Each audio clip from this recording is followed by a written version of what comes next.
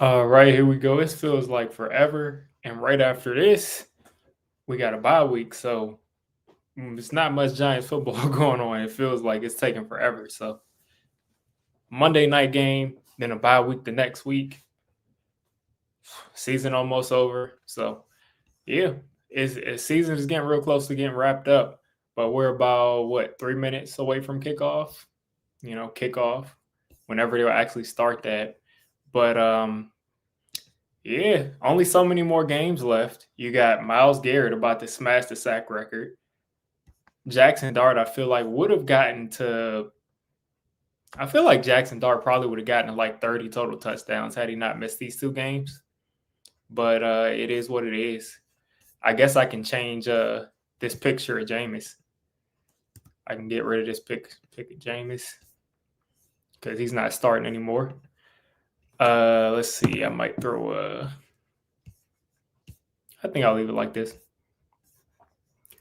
But yeah, what's everybody thinking of this game today? I know some people are like, it's tank season. I'm like, why would you be tanking when you have a literal franchise quarterback or a guy that we think is a franchise quarterback? We're not taking a quarterback. So I don't understand why we would be tanking. Like tanking for a safety or a tackle or a defensive end is kind of crazy to me. You play to win the game, man. Like you want to win. Like what's the point of playing? What's the point of like? There's no way I'm tanking. No way. I want to win every game we're out there playing, or else like what's the point of watching? All right, let's see if I can get one of these streams up. So I put out a video about the coaching search and kind of like a perspective of my actual career, as far as like being able to search for a coach, being able to evaluate what they're good at, what they're not good at. So I put out that video on my other channel called Diggy's Huddle. So people have liked that, and I'll drop that in the chat for anybody that's interested on some information about how we can find the right coach.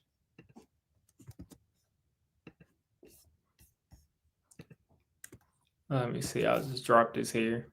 Or no, I'll probably wait a little while. Probably wait to the end. But yeah, put out a video a couple days ago there.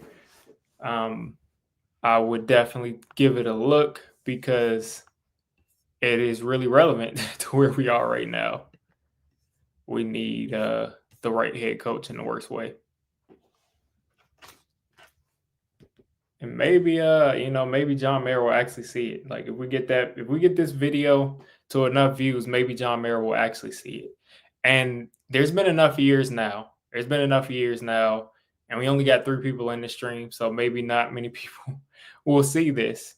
But I was talking to some people that do work in the NFL. They work in the NFL. They do. I'm not going to say exactly what they do because like if anybody sees this and they trace it back, but they do work with the NFL as far as like evaluating players, all those kinds of things, right? And these are things that like most of the NFL was adapting and most of the NFL was like leaning into and were being successful with. And like the numbers were saying that they were being successful with it. And when Dave Gettleman was there, he had no interest in using it. And the Giants had no interest in using this stuff. So it just goes to show you like how messed up our process is for hiring people and drafting players. So I don't know how much has changed since Joe Shane got in there. I know we're a lot more analytics focused. And the game has started. So kickoff return, and they're bringing it back to almost the 50. Remember we used to be good? Remember we used to be good on special teams the first half of the season? So on the kickoff, they return it back to their own like 46. Missed the tackle. Guy spins out. And Javon Holland, of all people on special teams, makes the tackle. So you're giving Drake May half of the field to work with, about 15 yards away. And they're in field goal range.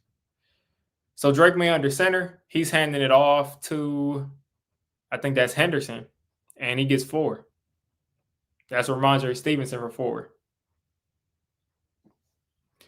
Drake May has been amazing this year. He's 21-6. 21 touchdowns, 6 interceptions. It's so hilarious that Jaxson Dart has a better ratio than all of these quarterbacks that are like in the MVP race. Because Jaxson Dart is like 17-3, 17-2, something like that. So it is what it is. But anyway, Drake May, 2nd and 6. In the gun. And he's going to throw it short. And Matt Collins is going to catch that. And he's going to be 1.5 yards short of a first. And because of that good return, the Patriots are already across midfield. Let's see if the Giants can get off the field. 2 yards to go for the Patriots. And we'll see if the Giants can get off of the field, get the defense off the field. Travion Henderson starting for the Pats. Stephon Diggs, Kayshon Boutte. Even though Henderson technically didn't get the start because they handed it off to Stevenson the first play. Hand off to Stevenson again, and he's going to get about 6 or 7 or maybe even 8 on a run right up the middle. And that is just upsetting. And yeah, the cat is out of the bag now. Dexter Lawrence has been injured the whole season. Like, that's why he didn't play that last game at the end of the game, because his elbow was messed up, and we already knew it. He's been hurt. I'm telling you, the way that we just saw our linebacker just get blocked like that is ridiculous. So first down, Patriots, they are already, I'm pretty sure, at the edge of field goal. They're in field goal range. Drake May, a lot of time, taking a deep shot, and he's overthrowing Matt Collins. A Debo in coverage. Glad to have a Debo back. So glad to have a Debo back. Oh, my gosh. So this is Charlie Bullen, and the announcers are talking about it too. Charlie Bullen's first game as defensive coordinator. And, we'll see how this goes. We'll see if he gets a little bit more aggressive, if he switches things up a little bit. So far, the alignment doesn't look too different. Drake May is back there by himself, empty set, 5 wide. Brian Burns is getting upfield. Drake May gets rid of it, finds somebody, I think that's Diggs, wide open on the crosser, and he picks up a first down. And Diggs ran over a camera guy, and he went back to go help him up.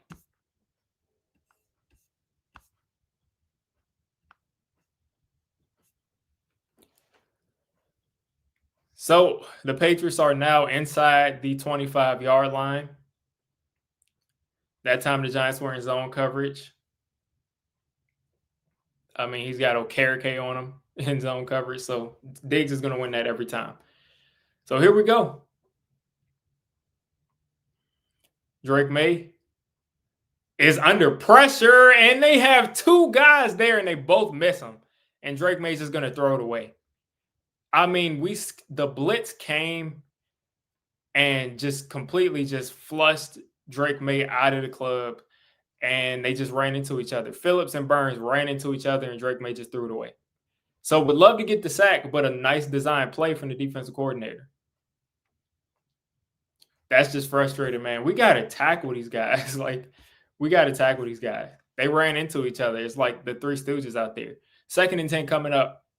Drake May handing it off. Stevenson's got space. Stevenson is just running through Javon Holland. And so far, the run defense for the Giants has been horrible. They don't have any star running back. So, we haven't had that huge play so far, but they keep getting the running back one-on-one with our safety or our linebacker, and he's just pushing them. Ramondre Stevenson is just running through guys, just running them all the way 5-6 yards downfield. So now you got a 3rd and 3 coming up, and the run is on the board. So Drake May in the gun, 3 wide receivers left, 1 right. Travion Henderson in the backfield with him. Giants disguising some stuff. Drake May is hitting the tight end. That was a nice job by Drake May to step up in the pocket. Got pressured a little bit. And again, I am seeing that the Giants defense is kind of disguising things a little bit more than they have in the past. They showed double blitz by both A gaps for the linebackers. And I think they bailed. I think one linebacker bailed, the other linebacker came. No, they both bailed. And the pass rush that was just there just didn't get enough. And easy first down for Drake May. Here we go inside the 10. Another handoff. And this time, he gets tackled for a half-yard gain, maybe a 1-yard gain. Mike Vrabel is doing a lot of substitutions with these players on offense. These wide receivers and running backs are coming off the field like every other play, pretty much.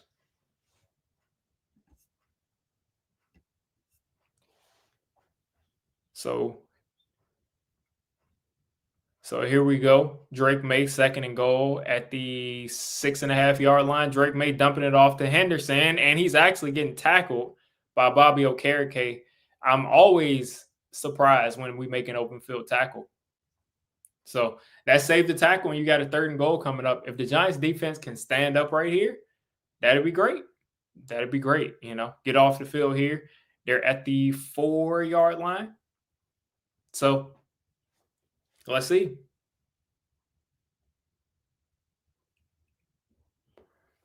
3rd and goal coming up at the 4-yard line. Stevenson in the backfield, Drake May in the gun, 3 wide receiver set. Hunter Henry lined up at tight end. Drake May making some calls at the line. Giants sending basically an all-out blitz, and it's a one-on-one, and Drew Phillips breaks it up. So the Patriots, we'll see if they go for it, but for now, it looks like the Patriots are going to have to take their 3. The Giants sent basically an all-out blitz, played man across the board, and they held up. Decent coverage, good coverage by Drew Phillips, good coverage across the board, and forced a tough throw. That's how you do it, man. That's how you do it. The defensive coordinator came after him. Bullen came after Drake May. He has come after Drake May every single 3rd down so far, which is way different from what we've seen with Shane Bowen.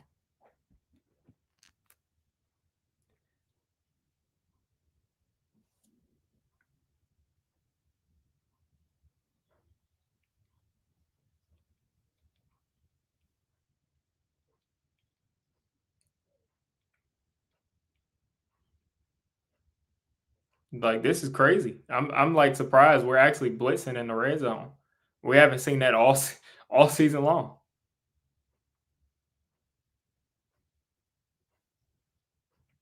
All season long, we've been waiting for some creativity on defense, and we're getting just a little bit of it.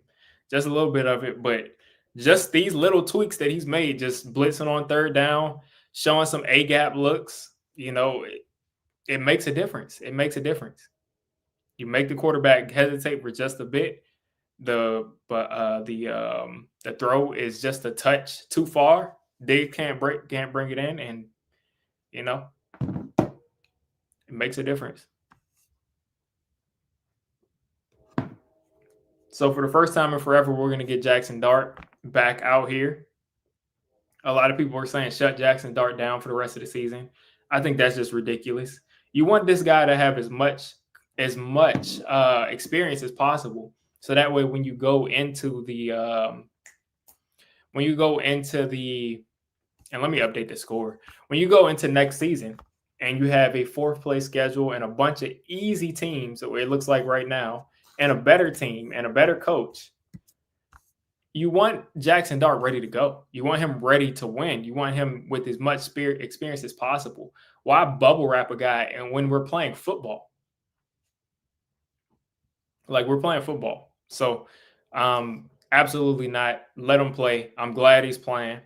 And I can't wait to see what he does, because Jameis is very exciting. And I'm glad we got him as the backup, but it's nowhere near as exciting as having a guy like Jaxson Dart out there, because Dart literally makes you think like, oh, do we have like an elite quarterback? This is crazy.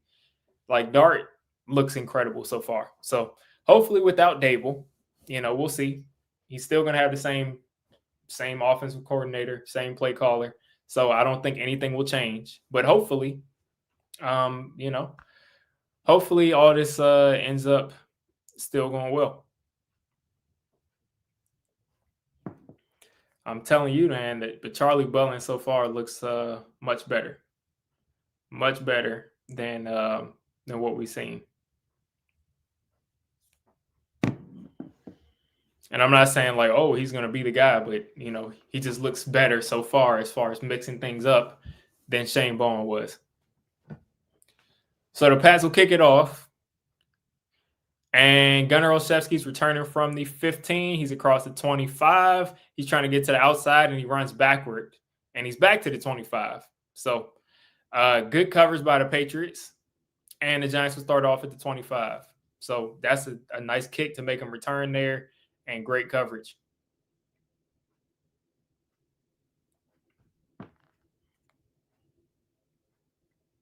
So Abdul Carter was benched for the first drive again.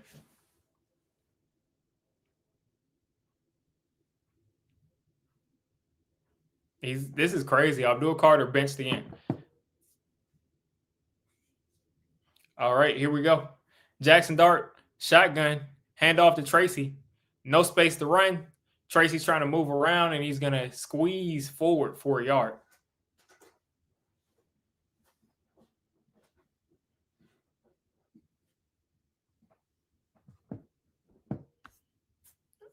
Abdul Carter got benched.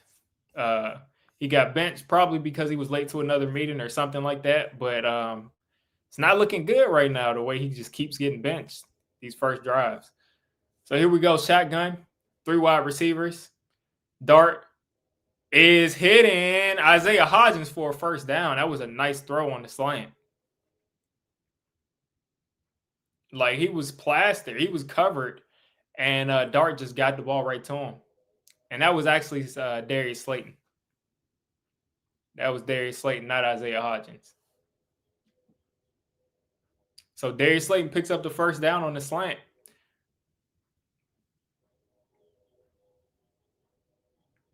Well, I mean, that was decent coverage, but he was open. Slayton was definitely open on that slant route.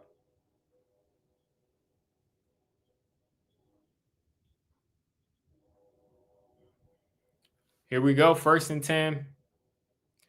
Jaxson Dart under center. Tracy in the game. Theo in motion. Play action. Tracy picks up the blitz. Dart has time. He's extending the play. He's still extending the play, and he is going to take the sack. And he got hit pretty hard in the face mask. And that's Harold Landry III. And the Giants offensive line is ready to retaliate there. Dart right there looked kind of lost. He's got to get rid of the ball right there, because that's an unnecessary hit he took. Get rid of the ball. He's got all the time in the world. No one's open. There's 2 men. And he's trying to extend the play to try to get it to, it looks like Wan'Dale Robinson. And, you can't extend the play forever. So 2nd and 15 after the sack coming up at the Giants 32. Dart with the ball. Dart hitting Wan'Dale on the slant or the drag route. And the Giants will pick up about 6 or 7 right there. And they're going to be here on, I think, probably like a 3rd and 7. Okay, so yeah, Jaxson Dart was trying to slide, but you can't really slide in the pocket. I don't think you can slide in the pocket. You can go down, but it kind of looked like he was running. So it's kind of difficult to say that, that's an unnecessary roughness call. Here we go. 3rd and 9 coming up. 3rd and long. Patriots are disguising at the line of scrimmage. Tracy in motion. Screen play to Wan'Dale Robinson, and the Patriots are all over it. It was a trick. It was a trick dump off to Tracy, and Wan'Dale kind of slipped into the middle of the field, but the Patriots were all over that, and the Giants pretty much have no success besides that slant route.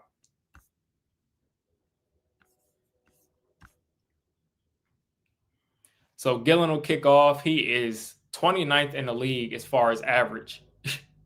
This is ridiculous. All right, Gillen kicking off. Nice punt from Gillen, but there's no coverage there. And the second time, the Patriots are about to return this kick for a touchdown now.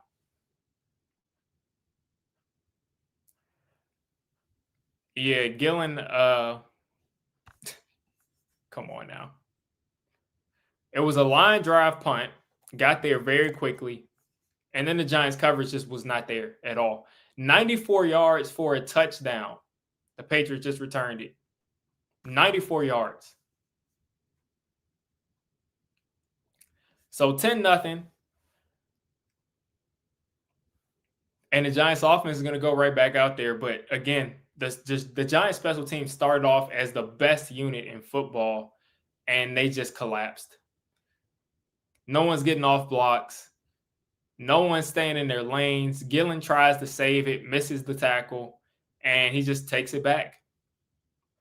And I start to think, like, is Micah McFadden going to come back? Because, like, I'm seeing we're using special teamers on offense too. And that's partially probably why we're using special teamers on defense. And that's probably why some of the, we're having some of the issues because there's so much turnover there. But I wonder if Micah McFadden is going to come back this year, because he was supposed to be able to come back in like December, they said, but they may just leave him shut down.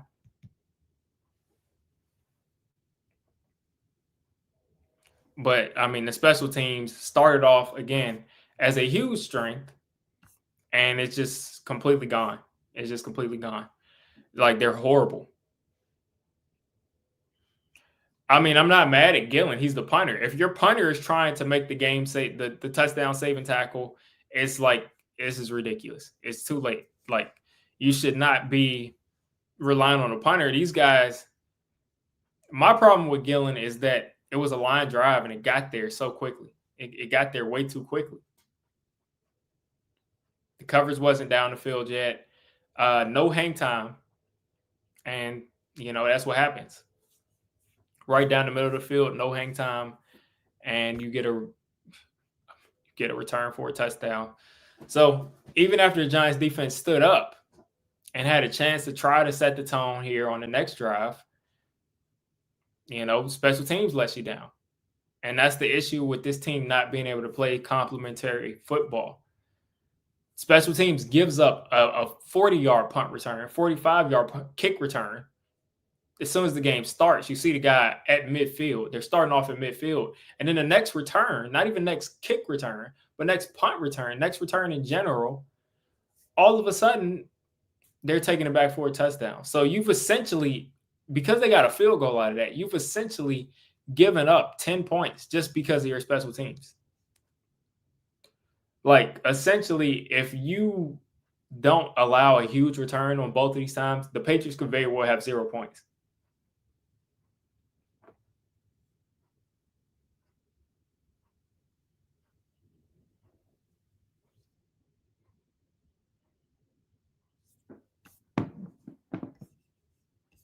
You say it's 11 on 11?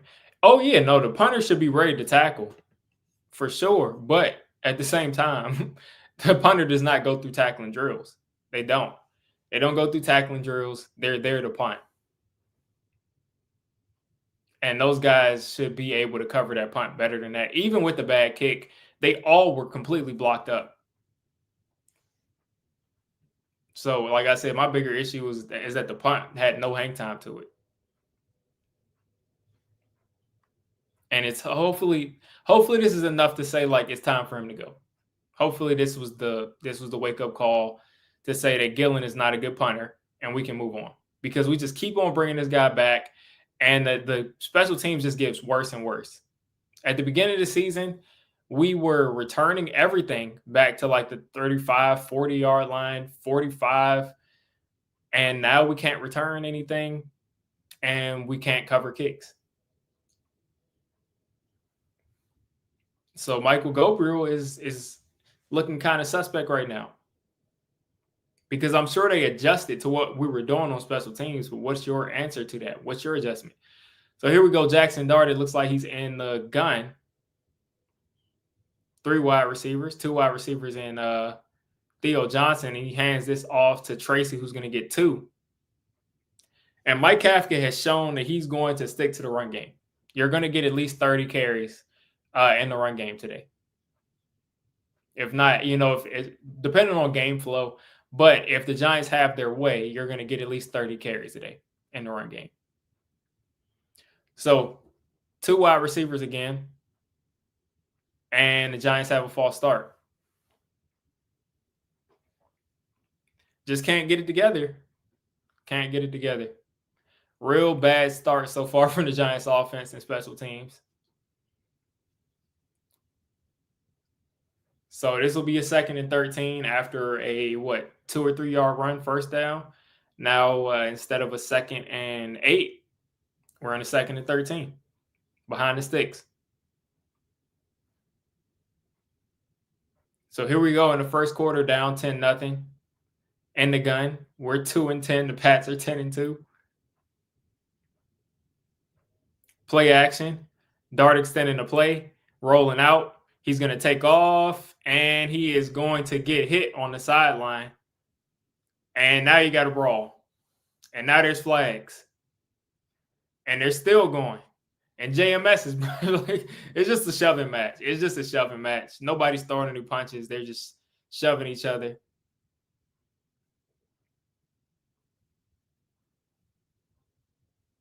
Dart still hasn't learned to protect himself on the sideline. He's trying to run somebody over when he's 4 yards away from the first down marker. He takes off. He's running. He's nowhere near the marker, and he just doesn't see the linebacker that's coming to clean his clock. And that's not a dirty hit. That's not a dirty hit. So, I mean, he can't see the guy coming. And that's a dangerous hit to take because there's people on the sideline, there's things on the sideline, and Theo Johnson and JMS are. And now we're going back 15 yards.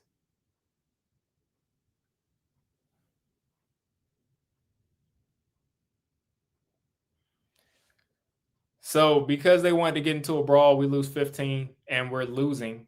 We're not picking up this first down on 3rd and 20 something. Like, it's not going to happen.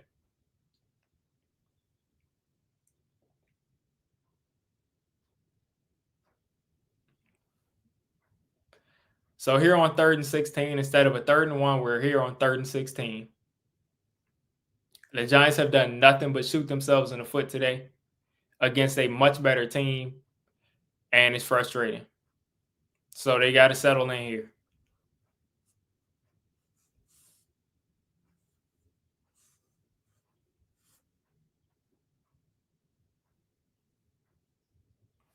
Here we go, 3rd and 16, 4 wide receivers, including Theo Johnson. Hits Theo, and the Patriots defender timed it perfectly, popped the ball out. Theo Johnson never had a chance at that, and the Giants will punt. So basically, besides that one throw to Darius Slayton, it's basically been 3 and out after 3 and out. Yeah. Theo tried to get his hands on it, but again, the guy literally put his helmet on his arm. So now we'll get another punt from Jamie Gillen. And let's see if they try to do anything differently or if Gillen is just going to put another one right down the middle. Another line drive, quick punt, and more space. So the Giants, the Patriots are going to get this ball around the 40-yard line again.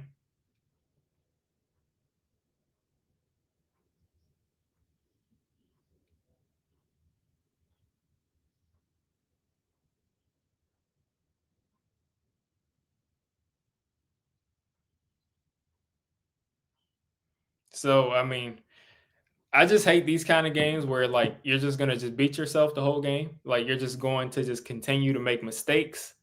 You're going to sit here and commit penalties and kill drives because you just want to beat yourself. Like Dart is taking a hit for what? He took an unnecessary hit that he shouldn't have taken.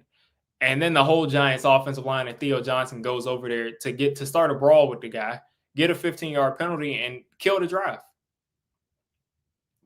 You're not covering kicks. It's like, what's going on? Yeah, they look better with Jameis, and I don't know if that's something that That's not. I don't know if that's something where it's like Dart is Jameis is like a calming factor or something like that. That could be it. It could just also it could be a lot of things, but it's unfortunate the way they're playing. What's going on, Kenneth? Yeah, he needs to slide because he's just taking hits on the sideline. He's just taking hits on the sideline. I mean, there's no reason for him to take that hit.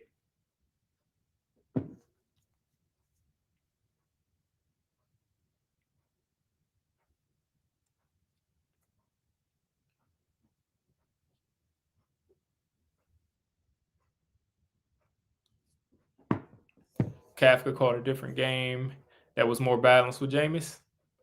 I think he's calling the same game. I think he's calling pretty much the same game. I just think the Giants have killed these drives because I would say he's kind of stayed with the run no matter what. And I don't think he's gone away from that. But I think the Giants have just been killing drives. Like, I think that's really what's going on, to be honest with you. If Dart keeps doing stuff like that, start Winston. Yeah, he's got to. I mean, you can't take that. That was so stupid. I mean, you're in the pocket that first time and you're holding the ball forever. You know that the rush is you're not going to be able to extend the play for 12 seconds. So get down at that point.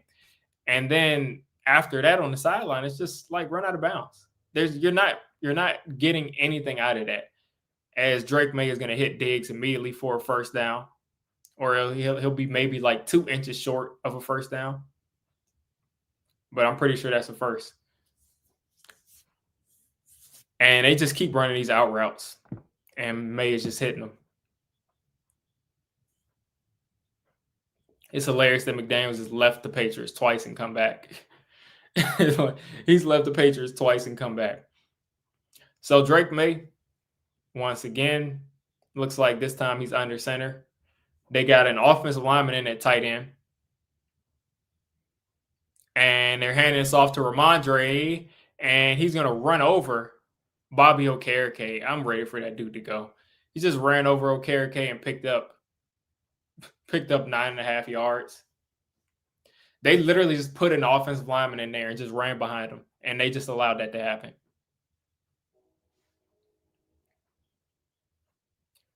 Like, this is crazy. So 2nd and 1 coming up for the Patriots, and I can already tell what kind of game this is going to be. This is going to be a bad game, and they're running the sneak, and Drake May is going to get it. And there was no resistance to that. Like the Giants, there was no resistance to that sneak.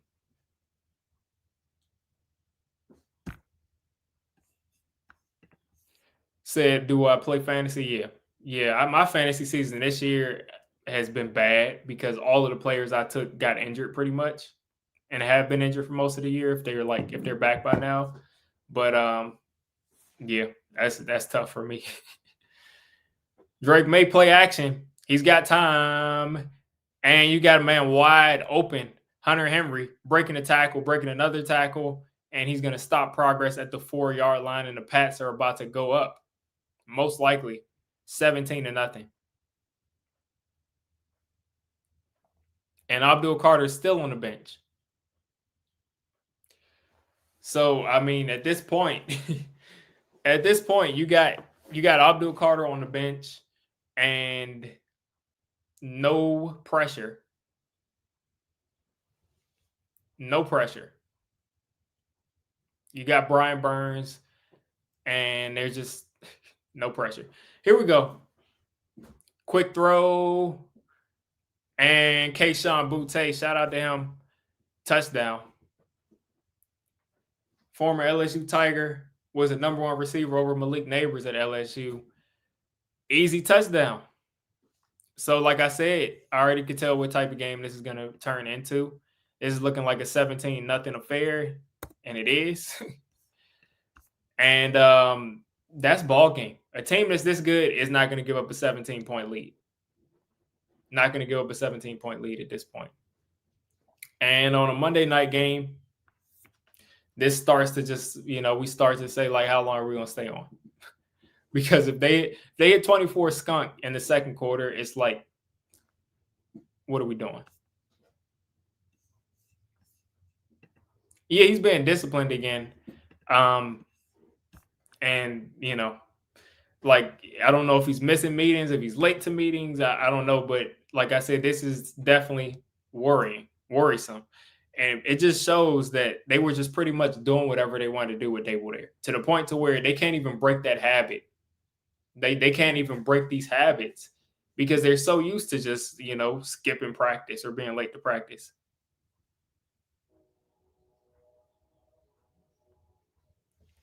Because this could have been a fun game to watch. No one's picking us to beat the Patriots at 10-2. Like, no one's going to pick us to beat the Patriots at that point. But this still would have been a fun game to watch. Like, the offense has been good all season long. The Patriots defense isn't world beaters.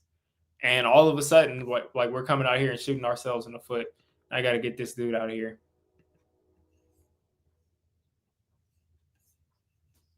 Yeah, I may do that. Let's see. I might go subs only. Unfortunately, I try to leave it open, but every once in a while, once a month, we get those bots that come in here.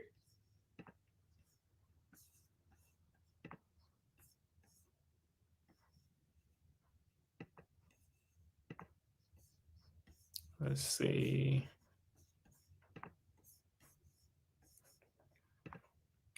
And I've never even made my lives subs only, so I don't even know how to do that. So bear with me.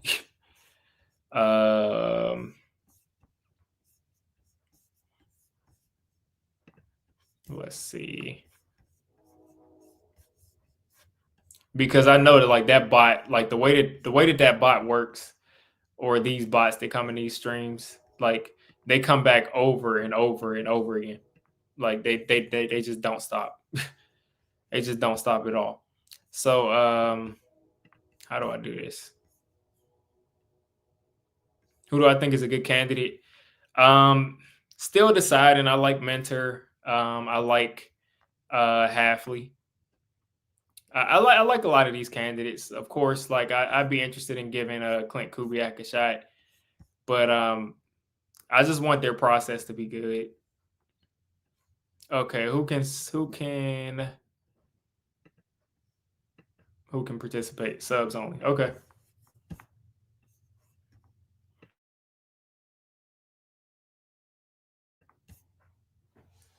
So here we go. Another kickoff.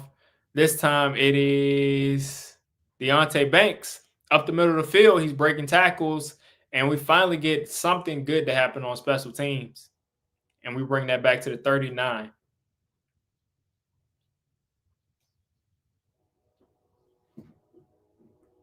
Hoping for a speedy recovery for Terrell Williams, Patriots defensive coordinator. Just stepped away for treatment for prostate cancer, so wishing him the best.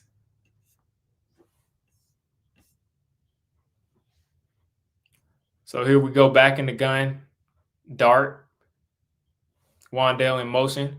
Hand off to Singletary, who trips, and we get no yards. And like I said, like, Kafka he's shown us that he's not going to abandon the run. Like, even down 17-0 in the first quarter, he's not abandoning the run. And I'd be interested to look at, like, what things are looking like as far as how the Patriots are playing defense. Because from what I'm seeing here, it's looking like they're just in a cover 4 shell. Another handoff right here to Singletary. And this time there's a ton of room. And we're going to be here on 3rd and 3.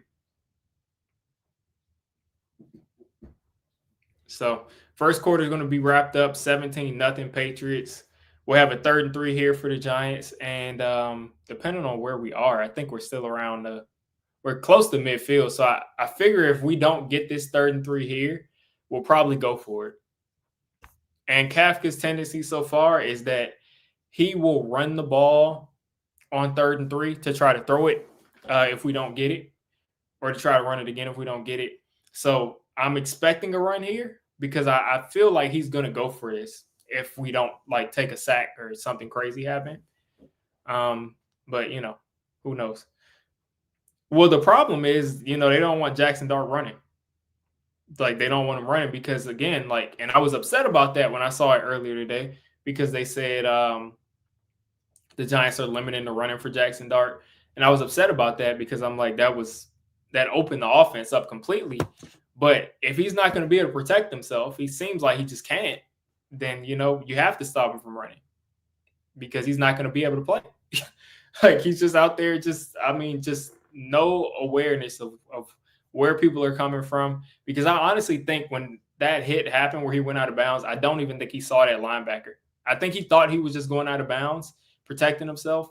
I don't think he saw that linebacker because he came from like a weird angle, and he came there at about 20 miles an hour probably.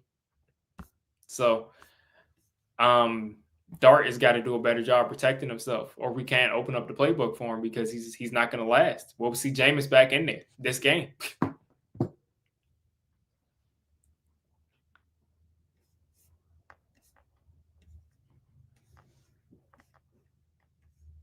Special team sucks, defense sucks, and offense needs to chill out. Yeah, that's been the thing. Like this, the special team started off great. The defense was okay, and the offense was, it was all right with Russell Wilson. It was actually bad with Russell Wilson. And the special team stayed great, and then the defense all of a sudden matched the offense, and the offense took off, and we looked like a contender against the Eagles and then the Broncos for a while, and then it all fell apart. Everybody started playing worse except the offense, and we've had pretty much a good showing from the offense every week for like the last 8 weeks, and now they just can't get out of their own way. Can't move the ball, can't put up points. And I don't think that the Patriots is the best defense that we faced this year or anywhere close to that. So that's what's frustrating about this. So Singletary in the backfield. We're in the gun here on 3rd and 3. 3 wide receivers, Theo Johnson. Another handoff. What did I say? We handed off to Singletary. What did I say? I said every time Kafka is in a 3rd and short situation where he's going to go for it, it's going to be a run. And that's what we did. Singletary ran it right up the middle on the draw and picked up the first down. Mike Kafka is very predictable, but his offense works. So, that might be a good thing. Like, people know what's coming and they can't stop it. 1st and 10 under center. Jaxson Dart. 2 wide receivers again, 2 tight ends. Singletary still in the game, it looks like. 2 tight ends to the left. They're loading that left side, and Singletary had nowhere to go. We loaded up the left side and ran up the middle. And I thought if we ran left, we probably might have a shot at doing something.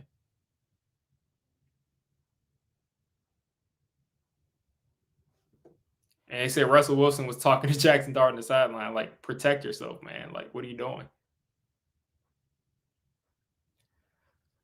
2nd and 9 coming up. Dart, it looks like in the pistol. Singletary still in the game. Haven't seen Tracy in a while.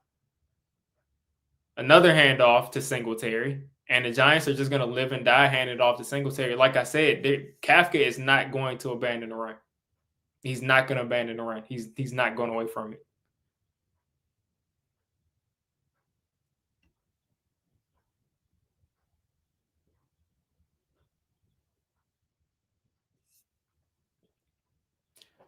So here we go, 3rd and 8 coming up, putting Dart in the 3rd and long situation here.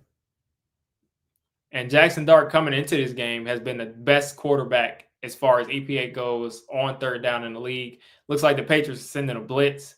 The middle of the field should be pretty much wide open. Dart has to get rid of it. One-on-one situation, and Theo Johnson looks like he was going to come down with it, but got hit in the head by the safety, and we're going to get a 15-yard penalty. So because of that hit, we're going to get bailed out. But Theo almost came down with that. almost came down with that. So again, I'm liking what I'm seeing from Theo. He's been a lot better as far as these contested catches. And what if he didn't get hit in the head? That would be a catch. Luckily, Theo looks like he's fine.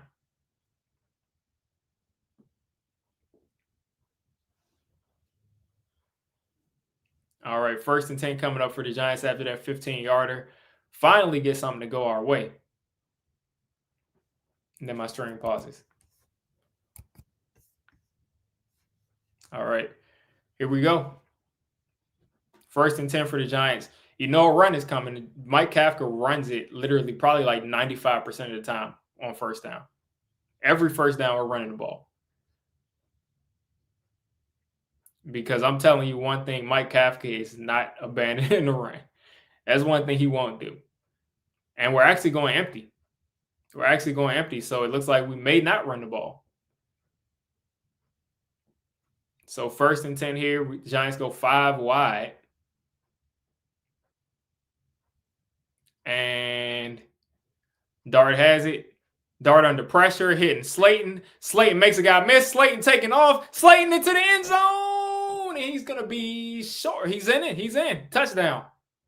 Here we go. Jaxson Dart back. He's back. All it took. That's Darius Slayton's best yak play in a while. All right. That's a touchdown. Yep, that's a touchdown.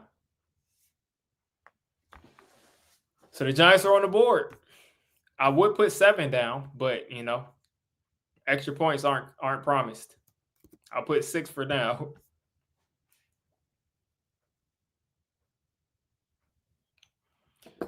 So he said that Wandale was wide open. Yeah. That's a good yak play for Slade because he usually never does that. All right. So they're lined up for the extra point, and let's see if we can put up one more point and get to 7. All right. So that's what we needed. We needed. So 10-point game. Again, I doubt that the Patriots are going to give up a 10-point lead or a 17-point lead to the Giants. But, you know, you never know. Still the second quarter, early second quarter. So we're back in it.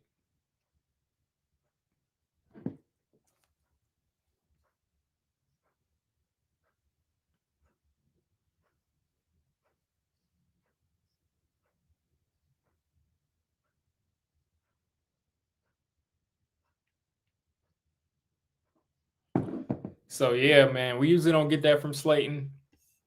So far, let's see. Statistically, Dart probably looks pretty good. Because that's really all we're doing. We're playing for experience and stats. Dart is 4 for 5 for 49 yards and a touchdown. So pretty good. Pretty good. As far as running the ball, Singletary is 5 carries, 17 yards, 3.4 yards a carry. Tracy is 2 carries for 3 yards, and Dart is 1 carry for 12. So yeah, the run game has been very, very slow today. But maybe, maybe we can turn it around. Maybe since we don't abandon the run, we'll be fine. And I just realized I have my Mac mic on. I don't know why they decided to use that. I'm sure it sounds completely different now. But yeah, Giants are back within 10 points. Let's see if we can do something. They got the ball first. So, if we can cut it to a 3-point lead or even a 7-point lead, then, we'll have a shot to make this a game in the second half. And that's all really, you can ask for when you have this much of a difference in record. They're literally 10-2 and we're 2-10.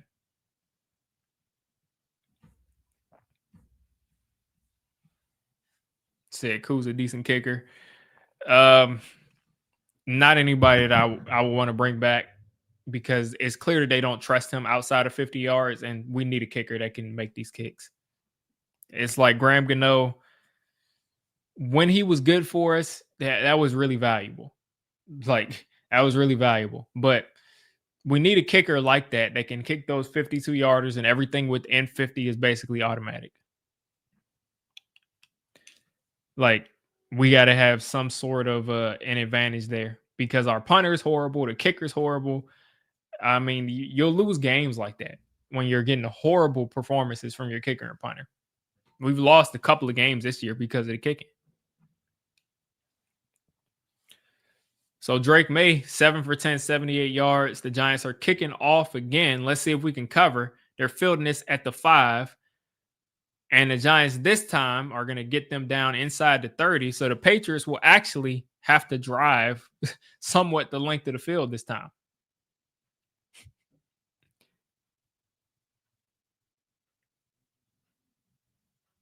The Giants are like, their linebackers are so bad, man. They stink. The Giants inside linebackers are terrible. But also, this guy is literally our 5th string inside linebacker, 8th string inside linebacker when you count both positions. So, I mean, what do you expect? 1st and 10. May dumping it off to Henderson, and he's going to get about 5.5, 6 as Okereke brings him down. Pretty much a check down, decent blockers. And now Abdul Carter's checked back into the game. So Carter basically was benched for the first quarter. So it seems like it's escalating. You get benched the first time, it's for a drive. The next time it's for the first quarter. So, I mean, what are we doing, man? Let's make an impact though. Let's make an impact. All right, Drake May going out at quarterback, and the Patriots are going Wildcat, and Stevenson runs for 4 yards. Right up the middle of the defense, man. They don't respect the middle of this defense at all. Don't respect the linebackers. Don't respect the defensive tackles. Just a shame, really.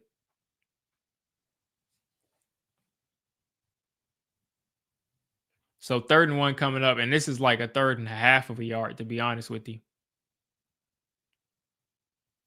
Drake May has a 68% completion percentage through 2 years, through his first 2 years as a starter.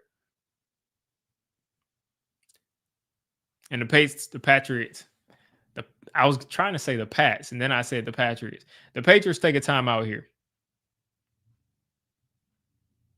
What do I think of Carnell Tate? I'd definitely take Carnell Tate. I would definitely take him on his team. Like I said, I'm still debating on if I want to bring back Wan'Dale Robinson. I think we can afford it. I don't think it will necessarily hamper us, but do we want to tie up more money into wide receiver? Or we probably need to draft one and make Slayton our 4th receiver, or make Hodgins our 5th receiver. I don't know. But I would definitely like to add a receiver in the draft. For sure. And Carnell Tate toward the top of my list. You got what's the guy's name? I'm forgetting him. But one of the other taller receivers, Chris Brazil, I think. Drake May tried to.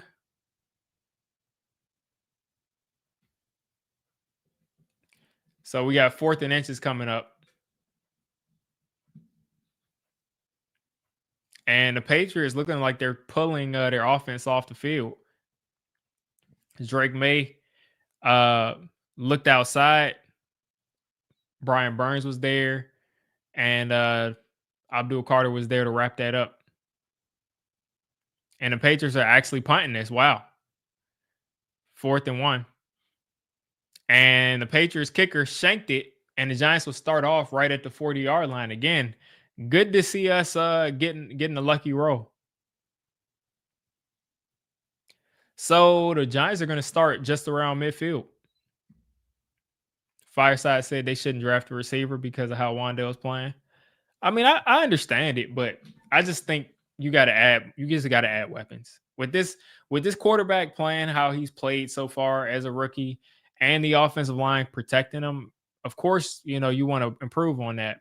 But I would love to add a receiver because, yes, Wan'Dale's played well in his last game specifically, but Is he a guy that is going to consistently do that? I'm not sure.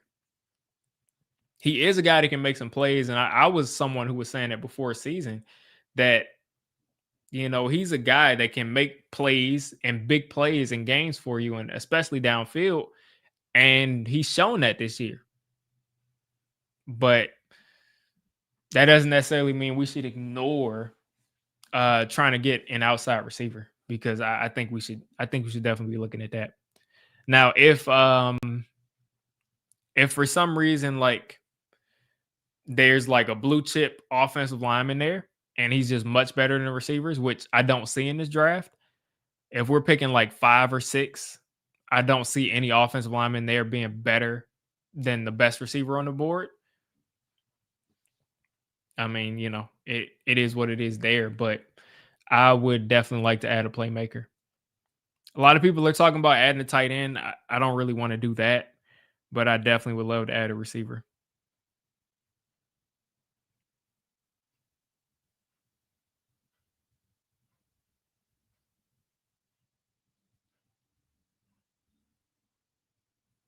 Let's see if they gave Abdul Carter a sack for that.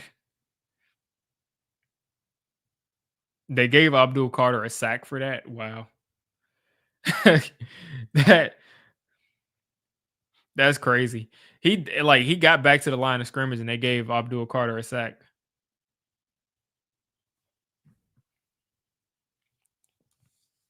Let's see. So they get a 25-yard punt. Jameis Winston pointing to the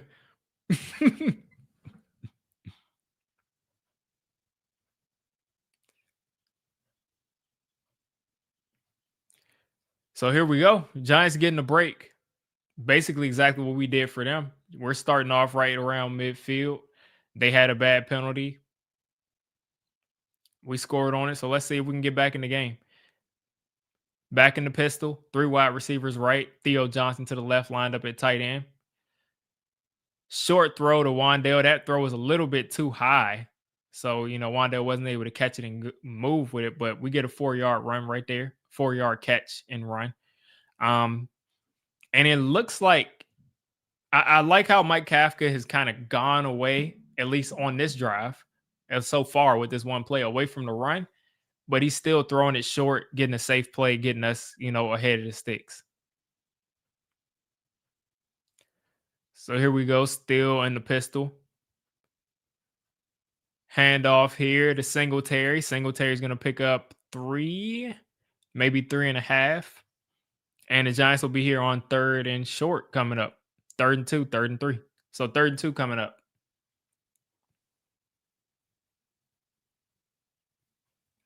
So again, this is where Dart has shined so far this season. He's been number 1 in EPA as far as 3rd down goes. Patriots defense coming out here, switching it up. Another handoff to Singletary, and Singletary is going to pick this up easily. And listen, people will tell Mike Kafka to go away from the run, but he just is not going to go away from it, and eventually it just starts to work. And situationally, we've had a couple of runs for first downs on 3rd down. So Kafka's his own man, and he's not going to go away from, he's not going to go away from that run. Back in the shotgun. Another handoff to Singletary. Singletary with a lot of space. He's cutting back. And if that was Tracy, he may have scored. Is Tyrone Tracy hurt or something? That was a lot of space right there. Is Tyrone Tracy hurt? Because I'm telling you, if that was Tracy, he may have scored. He may have scored on that run if that was Tyrone Tracy. Or at least gotten a couple more yards. Here we go. Singletary still back there. Under center. Dart motions Theo across the formation. Another handoff to Singletary, who's going to fight to get across the line of scrimmage, and he's going to get about a half a yard. As Theo Johnson and Barmore are getting into it. Patriots got a nice defense. And a lot of like good players. Like it's like almost like the Bill Belichick kind of defense where it's just a bunch of good players playing their assignments. So 2nd and 10 coming up for the Giants with Singletary and Bellinger in the backfield. It seems like Tyrone Tracy must be hurt.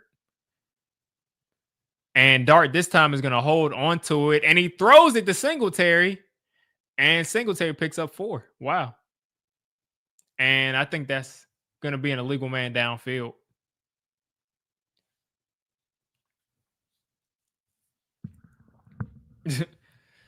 So we looked like we ran an RPO, and Dart decided to keep the ball, and then he pitched it to Singletary, and the entire offensive line was downfield.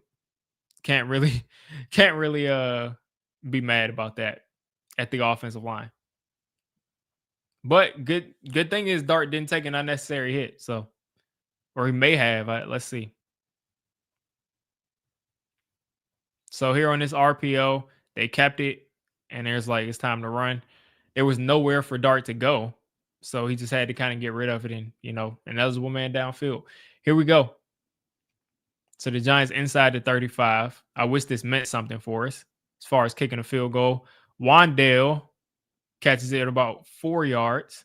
So this will be 3rd and 11 coming up. And they'll give him 5.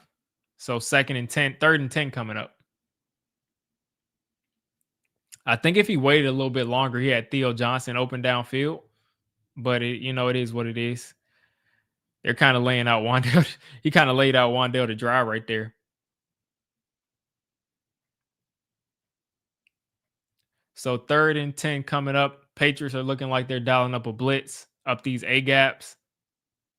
Singletary still in. Yeah, I'm guessing Tracy's hurt. Patriots sending 4.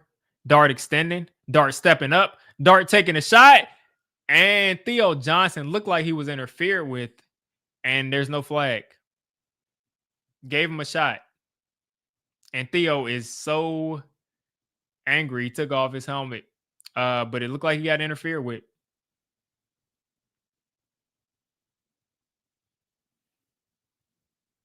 So let's see it here. Theo Johnson. I mean, that's what happens when you're this big. And he kind of underthrew it. Yeah. Okay, so he wasn't interfered with. So here we go. Young Wei Koo for 47 yards. He misses it. Oh my gosh. I gotta go. That is ridiculous. Can we cut this dude? Can we cut him? Remember when I said don't compliment Young Wei Koo until he makes an actual field goal? Like, you gotta be kidding me. I don't want to see him do anything else. He's got to get cut. He's got to go. He's got to go. He's got to go right now. He's got to go like right now. Jaxson Dart said, "Oh my god." Oh my god. I think Johnson is definitely receiving tight end. That's just a tough catch.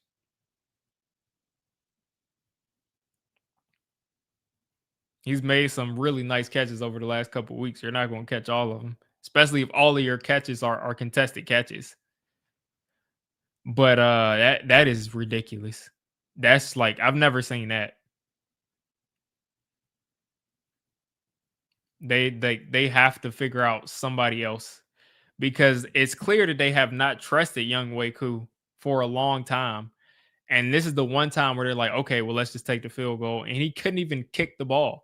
It's literally like if you're playing golf and you're just slamming the club into the grass. That's exactly what I was thinking about. It's like literally like someone playing golf who's never played and just slamming the club into the grass. Like I've never seen that. I've never seen that. So we're giving them the ball around midfield. After we got it around midfield, what a joke.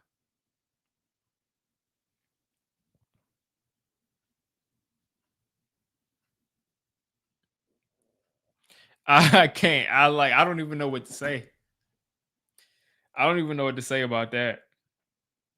Like the I don't even know what to say. Like we're really doing that. We're really doing that. Like we're he's a professional. You realize like kicking is like the same thing as like the Olympics or track where like you're timing your steps, you're counting your steps. Uh and you just intuitively know when you're going to jump on a long jump.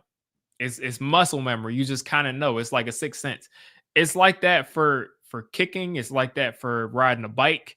It's like this guy's a professional kicker and he couldn't even make contact with the ball.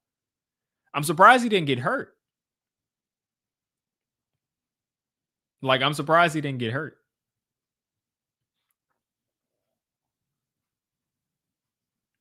because all that torque when you're going to go kick like that should be enough to make you just I don't know, man. I don't know. So here we go. Drake May and the gun. Handoff to Henderson, who's got a lot of space, and he's going to pick up the first down. Yeah, Theo's got to make that catch, man. He's got to make that catch. Got to make it, man. But I'm not blaming huge stuff on him. It's just a catch that he should have made.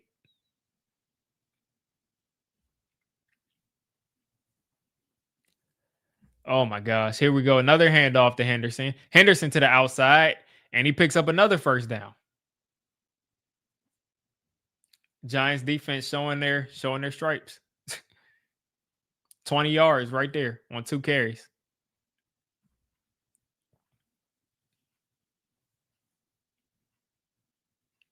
I thought it was a trick play too. I'm like, okay, this has to be a trick play. And then I'm seeing that nobody's going out for any route. Oh my gosh. Okay. Another 1st and 10 here for the Patriots inside the 40. And finally get somebody to make a play. Tyler Nubin makes a tackle for a loss.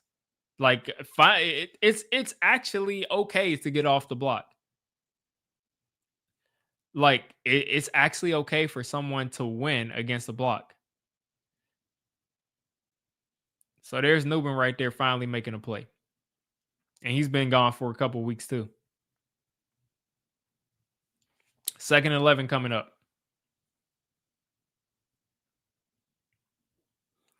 Drake May and the gun through wide receiver set. Hunter Henry at tight end. Henderson still in the game. Drake May dropping back. He's under pressure. Abdul Carter. And there's a flag on the play because Abdul Carter got grabbed. Had to be. Abdul Carter was about to sack him and got grabbed.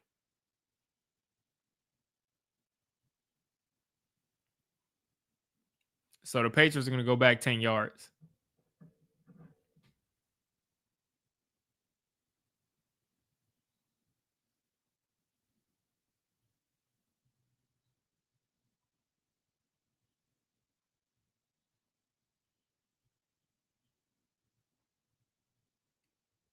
Yeah, Abdul Carter pretty much had instant pressure and just got held. A good hold by him because you're going to get your quarterback obliterated. But yeah, 2nd and 21 coming up. The Patriots go back 10 yards. Drake May, way too much time. Got another man wide open. And Adebo's going to tackle Kayshon Boutte on a 12-yard catch. 13 yards.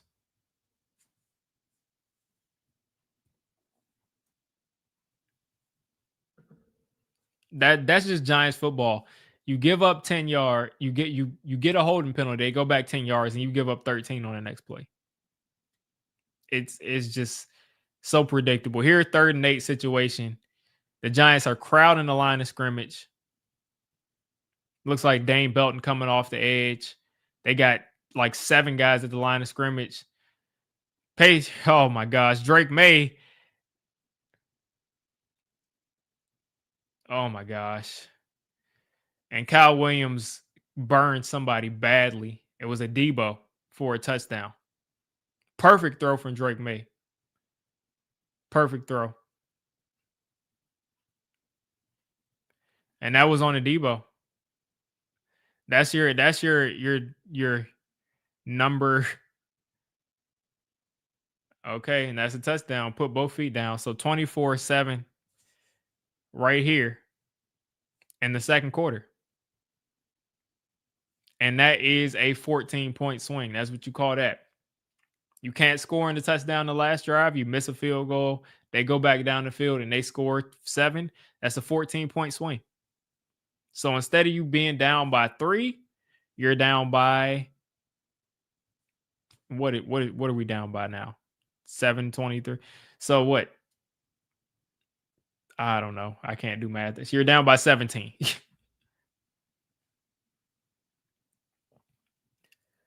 So it's just like I said, the Giants play complimentary bad football. Like this could be so much like, and I'm just annoyed because like it's one thing if we lose the game, but to lose it like this is like this could have been so much more entertaining of a game.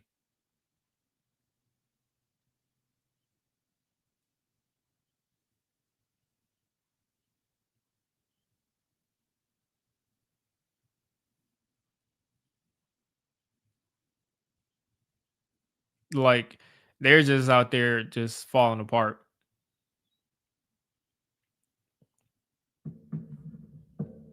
Giants defense always gives up at the most crucial times. Yeah, I mean, it's a mess, man. Like we're not calling a completely new defense. The Giants tried to disguise. They tried to disguise something, and a Debo just loses 1-on-1.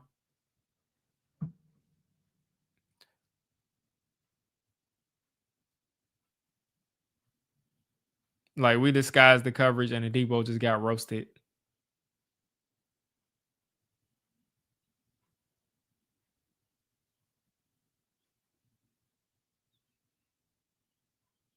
Let's see what we got here. Giants defense. Yeah, I didn't miss anything. You need a defense coordinator that's going to make these guys play hard for them. Yeah, I mean, I just think I think these guys aren't that good, and I also think yeah they're not really playing inspired football, and they're like every second and long we're playing way too far off of people. I like that we've been aggressive on the third downs where we've been, either disguising, making it look like we're sending people, disguising coverages. I like what we're doing on third downs, but second downs, it's like, why do we have to play? It's second and 15, second and 20 something. Why do we need to play 10 yards off of these receivers, 15 yards off of that makes no sense. This might be the game we come, maybe. That would be fun.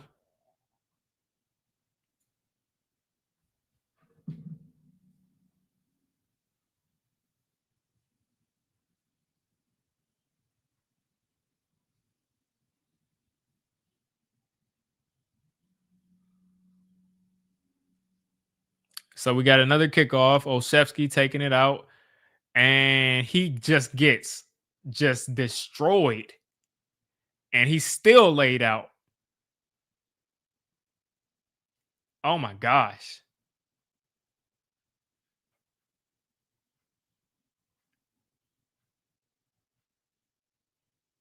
that's gonna be a fumble for sure.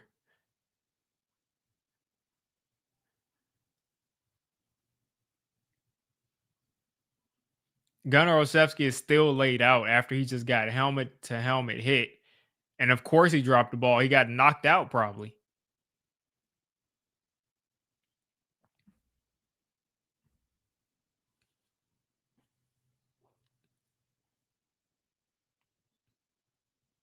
That he's definitely got a concussion, and that's definitely a fumble.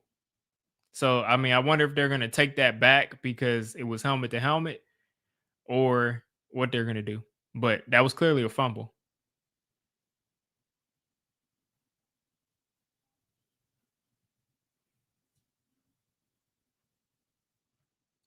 Yeah.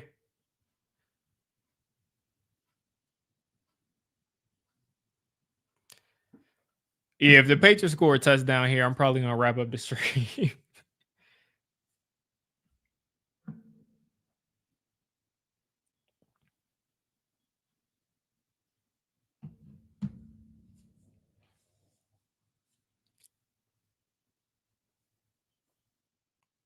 We just get to play. Teams get to play 2006 football against us. Apparently,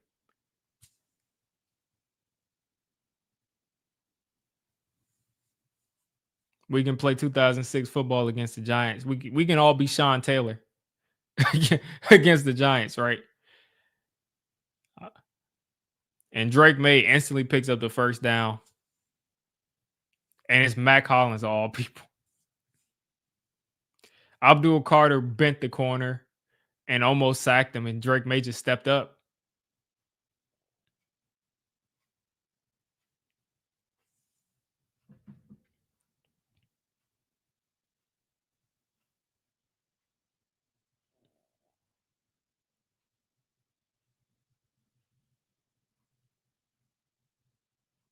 Here we go. First and 10, Drake May at this point is about to probably throw a touchdown.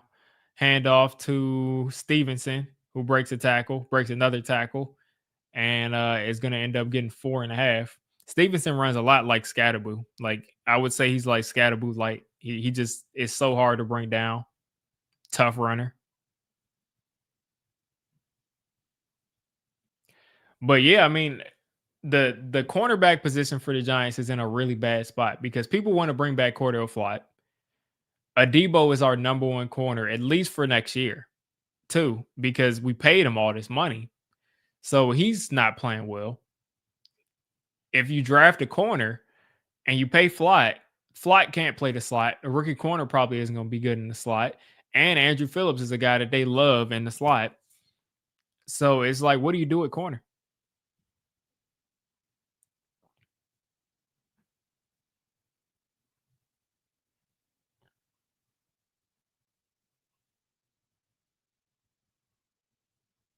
Like, you can just do whatever you want against the Giants, though. Like, literally. Like they said since he was a runner, it's you can do it. So now all of a sudden you can hit guys in the head. It's legal now. You know, it's legal now. We're back to 2006 football. Sean Taylor is back in style. like it's just back in style. You can do whatever you want. Like, of course he fumbled the ball. We need to just start headhunting then. Like, let's start headhunting.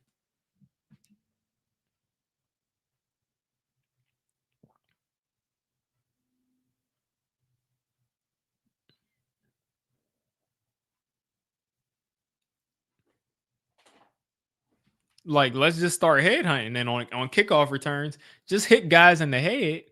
And if you do that, they'll fumble.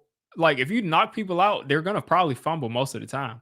So let's just when you're on kick returns and punt returns, let's hit people in the head, knock them out, and have another guy try to rip the ball out. He's a runner, right? Like, you can do whatever you want. And let's bring knives and bats on the field too. If he's a runner, let's just go all out. Let's go all out if he's a runner. You can just do whatever you want. Like, he literally led with the helmet. That's literally by the book what they say is illegal.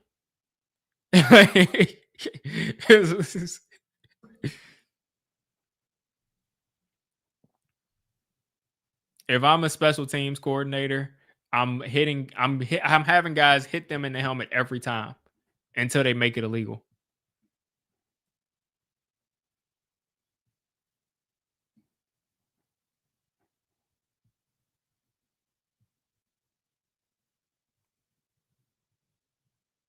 Like, one guy's gonna have the knockout.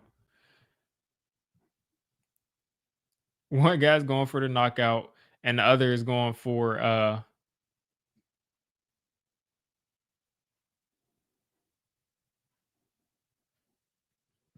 so here we go. Here we go. Drake May and the Patriots here at the 12-yard line. Abdul Carter almost sacks him again, and he's gonna get that throw for a 1 yard gain.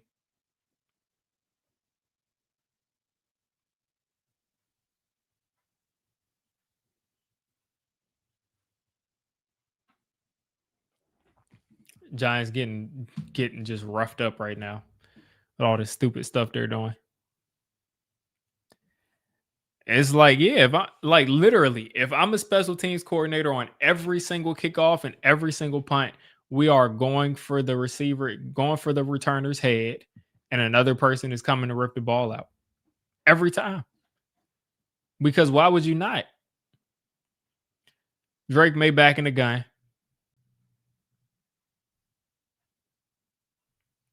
3rd and 5 here for the Patriots. See if the Giants defense can stand up. Probably not. Trying to disguise something again. And they just get a drop from Hunter Henry.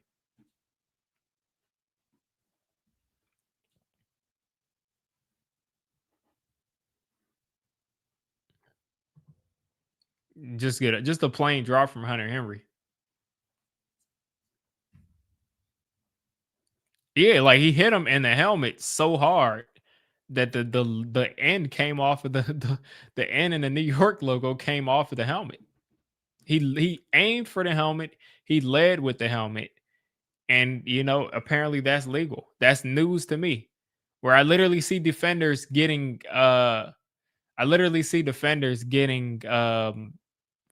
fined.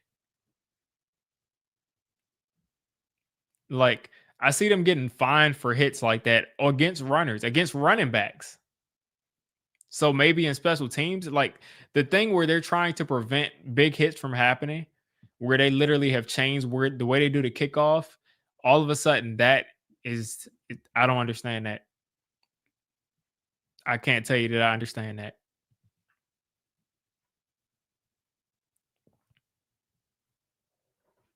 John Gruden on Twitter said, please get out of bounds to Jaxson Dart. 20-point game at the half is crazy on just like the dumbest mistakes possible. The dumbest mistakes that you could have. And I know the Giants are going to put Eric Gray out here. Or they're not. It's Singletary and Deontay Banks.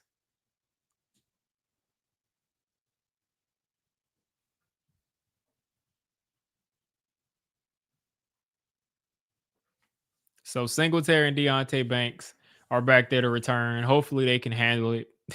They can actually return it. The Giants have botched a field goal to where we didn't even make contact with it. We fumbled on a kickoff return, and we gave up a kick return for a touchdown.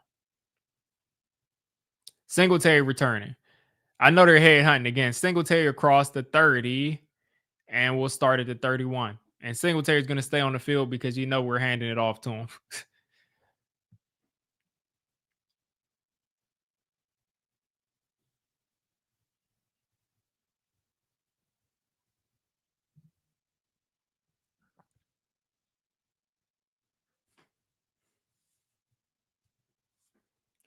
All right. What's going on, Kelvin? This is just ridiculous, though. It's like there's no reason we should even, like this should be a close game right now. This should be like a 7-13 game. Dart with time. Dart launching it, and he throws an interception, and Theo Johnson breaks it up.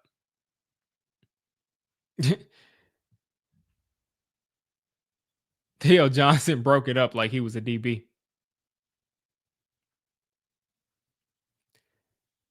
Dart stared down Theo Johnson, left the ball inside, and just a bad throw, bad decision.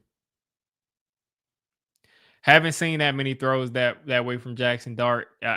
You got to think he's a little rusty today. The way he's played, he just kind of seems a tick slower. And that time goes back to Theo Johnson and gets 5 and gets out of bounds. Maybe 6. They give him 5. Okay. So 3rd and 5 coming up for the Giants. If they've run no time off the clock. So let's see if they get if they get passive and try to run the ball here on 3rd and 5. Patriots have 2 timeouts, so if we punt it to them, they had plenty of time. Hodgins has been less of a factor today than he has been with Jameis. Dart with time. Dart throws it to Wandale, and he'll be a yard short, about a half a yard short of a first down. After Dart throws it out of a sack, and let's see if that was actually caught by Wandale, and it was. Or that was Isaiah Hodgins.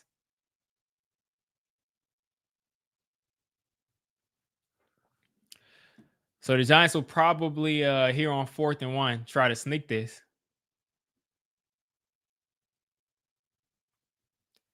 Oh my gosh. Jaxson Dart is a crash dummy, man. This dude is crazy. Like, he's crazy. Jaxson Dart literally jumped into the defender that was on the ground, kneed him, and threw it basically while he was coming back down and barely got the ball to Isaiah Hodgins. It's like none of that was a good idea.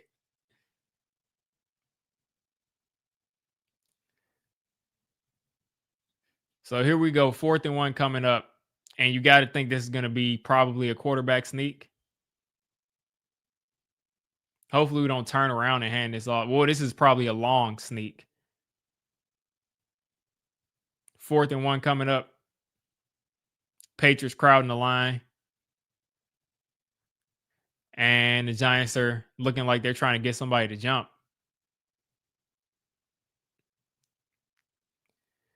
All right. So they're going to punt. They're going to punt it back to the Patriots with 1:13 left, and you know they're going to give up some points. I mean, Mike Kafka, who has been aggressive to a fault at times, where he just says that's going to be his identity, he's not going to go for it there? Really?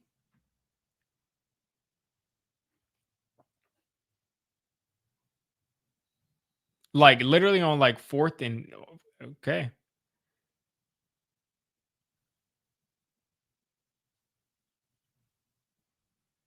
Where is your aggression there?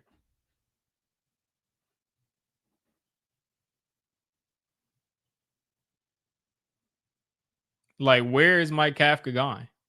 That's not even the same guy.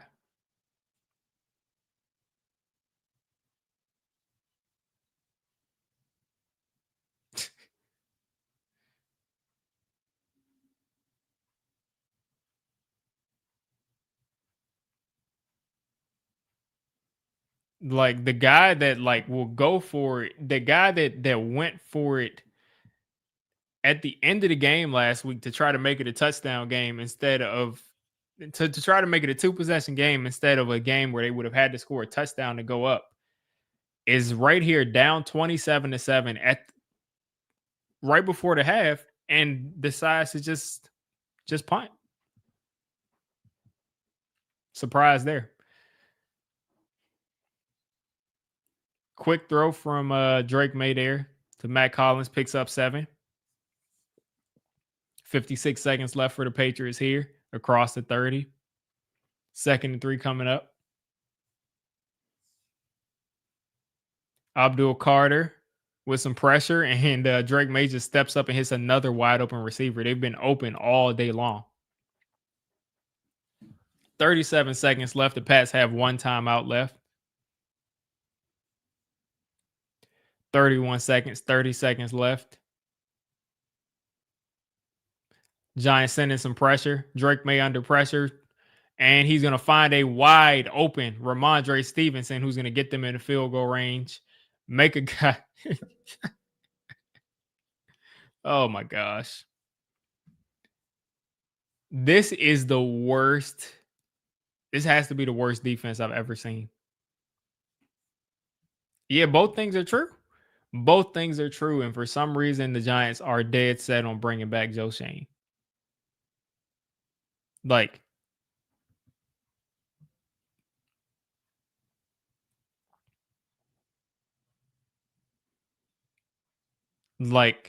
the fact that Kafka, literally 2 minutes ago, the Giants had the football and Kafka could have gone for it. And let's say he didn't get it. the Patriots wouldn't be right. They wouldn't be where they are on the field right now. Like they wouldn't be at R20.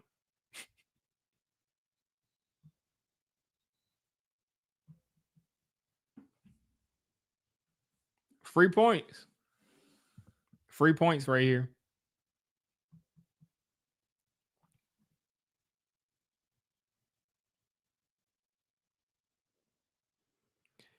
Giants gave up 30 points in the first half.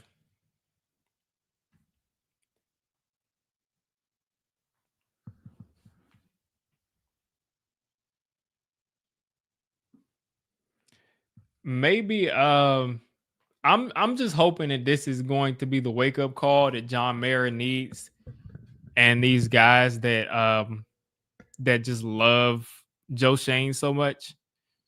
I just really hope that this is the wake up call that they need. And the score is 30-7 at the half.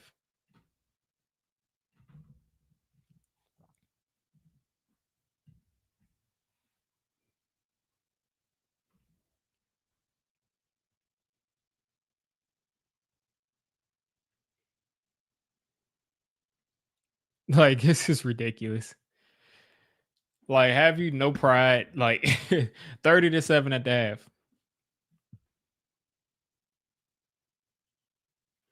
Patriots are over here doing stomp the yard on this.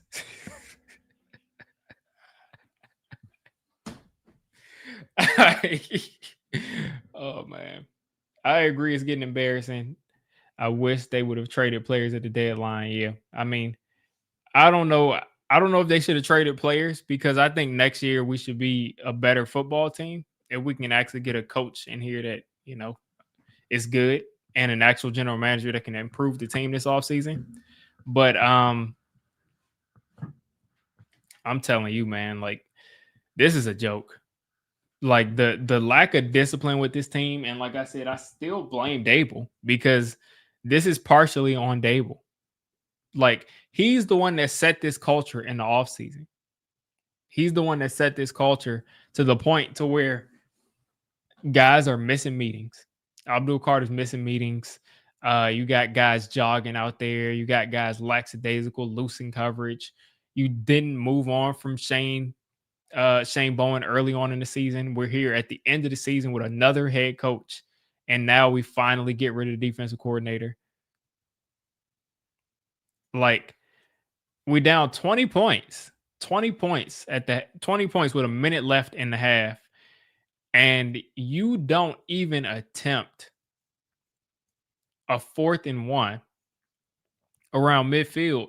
And literally, like I said, you can't, the stories write themselves. Literally less than 2 real world minutes left. The the Patriots are going back the other way and they're at the 20-yard line. Not even 2 minutes after, they're at the 20-yard line. Like they're at the 20-yard line.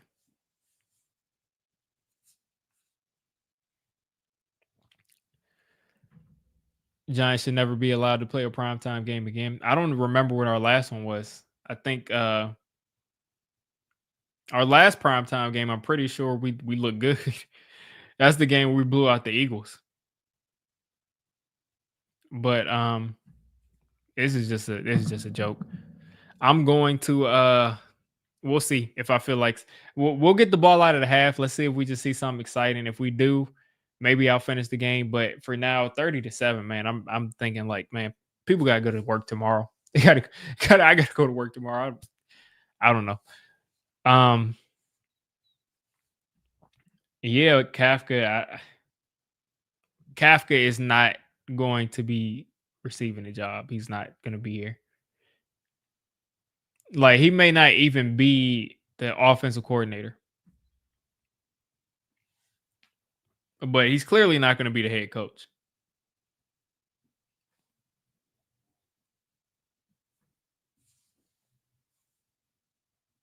Like Drake May is just back there. Abdul Carter is running that same move where he's getting instant pressure around the corner, but there's nothing up the middle. Like he just gets pressure by Abdul Carter. to where Abdul Carter is basically right here. And then he just steps up. And then it's just over. That's just over. And then there's somebody literally wide open. Nobody is covering in that secondary. Nobody, not one person, is covering in the secondary. Like, nobody in the secondary can cover anybody. Nobody can cover anybody. Flores is not coming here. He's suing the Giants. I highly doubt he's coming here. But yeah, no one's covering. And then on top of that, special teams really loses us 17 points. Because you give up a kick return touchdown. You give up a kick return that takes you to midfield. It basically gives up 3 points. You give up a kick because you don't miss your kickoff, your kick. You literally kick the ground. So that's another 7 points we gave up. So that's 7, 3. And then you fumble. He did get hit in the head, but he still fumbled. So that's another 7. Or was that 3? I think that might have been 3. So basically gave up 20 points because of special teams. 20 points. 20 points is ridiculous because of special teams, you're giving up 20 points. And this only happens for the Giants. You take away 20 points from the Patriots, what does it look like? It's a 10-7 ball game. Now, I'm not saying that like the Giants, especially on defense, are playing well enough to be, in this game or in the lead, but it's not a 37 game if the special teams doesn't just completely combust. It's probably a 7-20 game, maybe a 7-17 game, but there's just no shot. And like that's the worst part is like these games late in the season where your team is already eliminated from the playoffs. It's like at the very least, just make it competitive going into the second half. Give your fans that, especially on a primetime game. Like there's a lot of kids. I remember being a kid watching Giants games and like the games where like Eli would throw like 3 or 4 interceptions. And it would just be such a disappointing time because like I've already like had to finesse my parents to let me even stay up that late because I'm a kid. And all of a sudden we're down by 1 million points and like it's just crazy. Primetime games getting blown out is the worst. Yes, Kafka's calling the tentative game, but these players on both sides just can't compete. Yeah, it's bad for sure. The Giants offense has literally against everybody this year, they've looked good. Since Jaxson Dart has checked in and with Jameis Winston, they've looked good against everybody. So I don't think we have a talent problem against as far as the offense goes. I think they're just out of sync.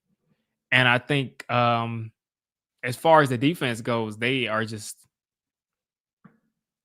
we're starting to see why Shane Bowen was vanilla. Because the rotations that we've had after plays have been so bad, and it's just a mess, man. Like Bowen is trying to mix things up, trying to give the quarterback different looks, but these guys just can't cover anybody.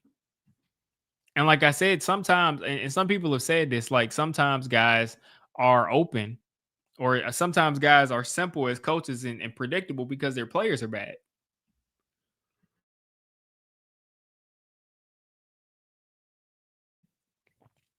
And this is the problem. Like I said, we paid one guy 18 million. We paid another guy 17 million. We need a safety. Both of our safeties, one is getting paid 17 million. The other one is getting paid. The other one is a second round pick. So you're going to have to move off that second round pick most likely because we need a safety. You got Adebo, who you're paying 18 million. You got Flott, who's been having a solid season on the outside. You got Phillips, who sometimes looks like he's going to be a shutdown slot and sometimes looks horrible. So it's a mess in the secondary, and I don't know. I don't know unless we get a new coach in here and a new GM, which we probably will. I don't know about the GM, but unless we get a new GM in here that says like I don't care about these contracts, I'm still moving on. I don't see how they're going to fix it next year because Adebo is going to be here. I think even if we get a new GM, Adebo is going to be here. You might be able to move on from Flat because I don't think he's a bad player, but he's not because Adebo is playing like a number two. He's playing like a number two. Adebo's playing like an average number two cornerback right now. So he needs a dominant number one corner, but you got Flat on the other side. So you got two number two corners, and you got two number two corners out there.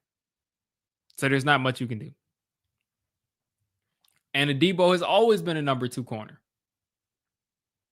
He was a number two corner when Marcus Lattimore was there, and then he came out last year as the number two corner. Lattimore gets traded, and then Adebo got hurt. So he's pretty much always been a number two corner. And Flat is looking like he's a solid, good number two corner. And it's frustrating because we could have just saved the money and just paid Flat this year, after this year, for number two. Just paid Flat, homegrown talent. Pay him like $12 million a year for 3 years instead of paying this guy $18 million. And you have all that money left. You got that $6 million left, or $7 million. Who knows how much you can clear up by paying Flat instead of Adebo. And then you go and get your number one corner. So it's frustrating. It's just frustrating there. So it's bad.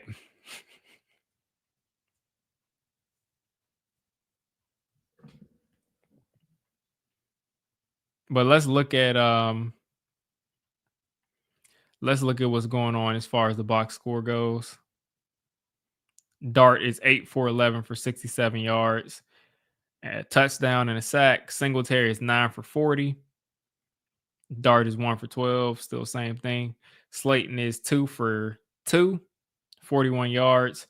Theo Johnson's been targeted 4 times. 1 catch for 5 yards for Theo Johnson.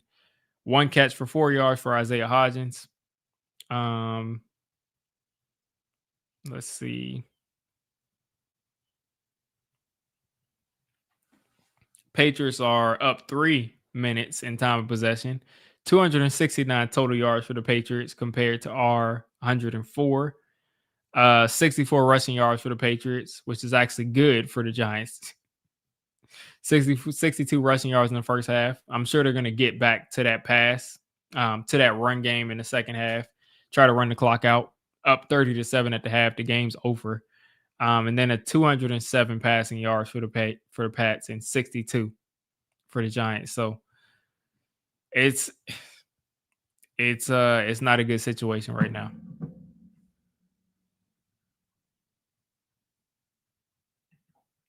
Don't bring up more. Oh man, did I say Marcus? Oh man, dang. Yeah, I was sad about that too. I'm not even a Gamecocks fan, but I was sad about what happened to him, man. That was crazy. Yeah, that's tough, man. Let's see what else I missed. Yeah, they could have kept McKinney. McKinney and Julian Love is much better than what we have right now. Like I said, in our safety room, we had Julian Love, Xavier McKinney, Julius Peppers, and Logan Ryan. All 4 of those guys were playing at pretty much a Pro Bowl level. And we don't have any of them anymore. 2 young players, 2 vets, and none of them are still here. And Peppers has had his own issues with the law and off the field. And Logan Ryan retired. But you all get what I'm saying. You got 4 safeties that are playing at a Pro Bowl level. And a couple years after that, they're all gone. None of them were worth paying. None of them were worth keeping. And I'm pretty sure Logan Ryan was here. And Peppers was here in 2022. I'm pretty sure Logan Ryan was here, at least.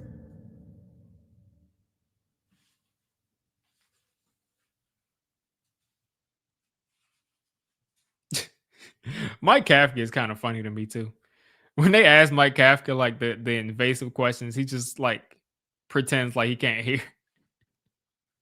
I forgot what he did a couple of days ago in a press conference where they asked him about the Malik Neighbors tweet, and he said, "I didn't see it. I didn't see it. I didn't like that part about Kafka is pretty funny." Singletary across the 30, and again, like we're in a situation where we have two running backs, and this isn't a Dable issue. This is a Shane issue where we have two running backs going into the game. One goes out, and you have to rely on Devin Singletary the whole game to return kicks and to be your real running back. Like that's what Joe Shane brings to your team. Disaster and chaos. So let's see if the Giants can put together a drive. If not, like I said, like I got stuff to do tomorrow. Uh in the pistol here, Dart in motion, hitting Wandale, quick 9-yard throw.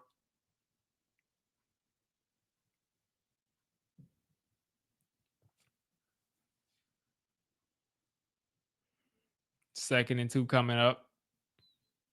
And this is, I'm pretty sure, the first week of Hard Knocks. So this is going to be something else. In season Hard Knocks. Second and 2 coming up. Slayton in motion. Giants under center. Hand off to Tracy.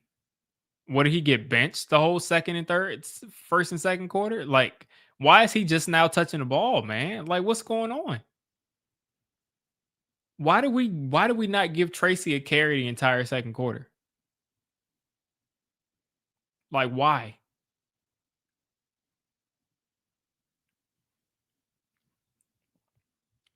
Back in the gun.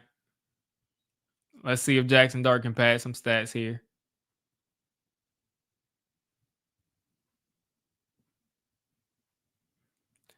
Play action. Dart fading away. Hits Theo Johnson, who jumps over a guy and snatches it out of the air. Jaxson Dart faded away as he threw that, and Theo bailed him out for sure. Not to say it would have been an interception, but a really nice catch from Theo Johnson. Like I said, all of his catches are contested, and he was open behind that defender, and he came back and snatched it. So it's like, of course, the guy's going to have some drops because a lot of his targets are contested grabs. Like, this isn't Madden. So here we go. First and 10 coming up inside the 50 now. Jaxson Dart back there by himself, 5 wide, making some calls at the line of scrimmage.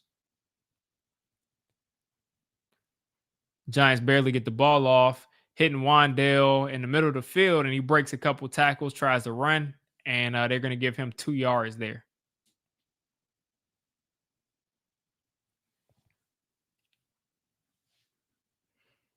And there's so yeah, I mean, Jaxson Dart had a man wide open up the seam too. I think that was Hodgins was wide open up the seam. Second and 8 coming up, under center, bunch formation, 2 tight ends, 2 wide receivers. Hand off to Singletary, who got a head full of steam and, picks up about 6 right there. But it's like when you have Singletary in the game, I'm glad that he's been a little efficient today. But when you have him in the game, you don't have any threat of making a huge. You're just not going to make a huge run play.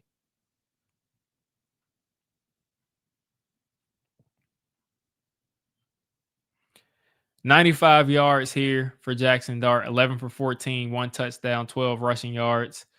In the gun, Patriots sending a blitz out of the slot. It looks like he's got 3 guys over there, so it should be got a lot of people over there. And on 3rd and 3, he has to check it down to Tracy, and we lose 2 yards. So let's see if Kafka goes for it now. That was very close to being a pick 6.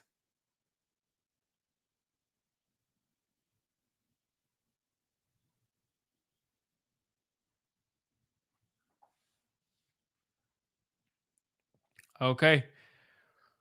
4th down and 5 here for the Giants inside the 40. A field goal does nothing, and you don't you don't get anything. So let's see if we can even get the playoff here. All right, and we do. Dart's got time, and he throws it too high for Theo Johnson. Dart is out of sync. It makes you think: is Dart rattled without his guy here, without Dable here?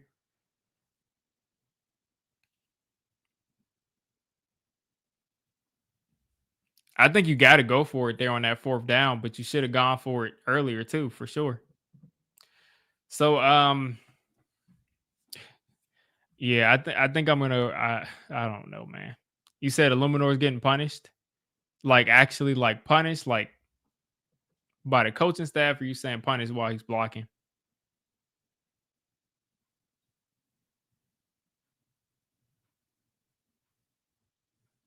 This is ridiculous, man.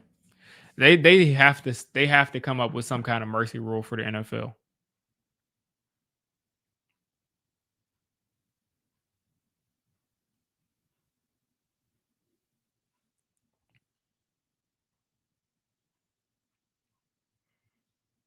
There should be a mercy rule on on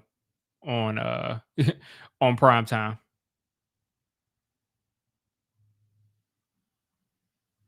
Punished by New England, yeah. Yeah, I mean, it's a mess, man. This is just bad. This is definitely the worst this team has looked all season, and they've looked really bad. But they and the offense looks bad, but not. They kind of just look out of sync, like I said. But the team as a whole just looks horrible.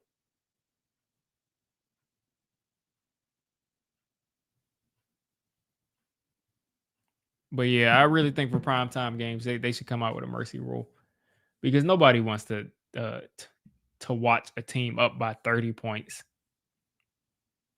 When they put up 7 here and it's 30 points, like nobody wants to see a team up by 30 points in the fourth. Like who wants to watch that in the third quarter?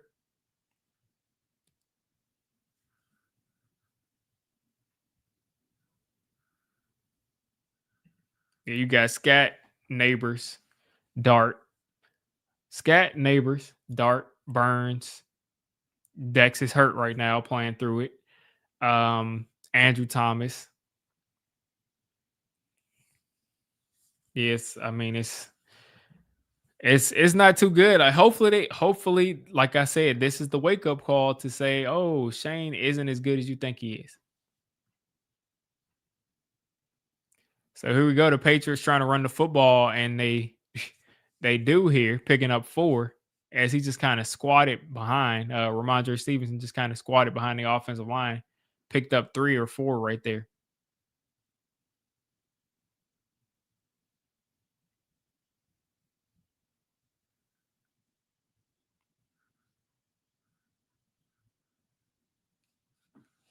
Second and 6 coming up. 10-14 left in the third quarter. Giants sending a blitz, and Dane Belton is going to shut down that run. And I mean, it's just frustrating because he hit him, and then the guy still fell forward 2 yards. Like you hit the running back with no momentum, and he still falls forward 2 yards.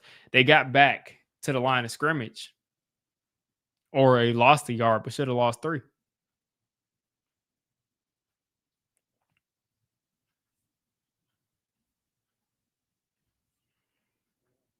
Yeah, I mean, the players that we've had, the good players we had, have been making this team look good. Mike Kafka has been putting together some really good play calls, and Abdul Carter tries to chase Drake May to the sideline, and he can't.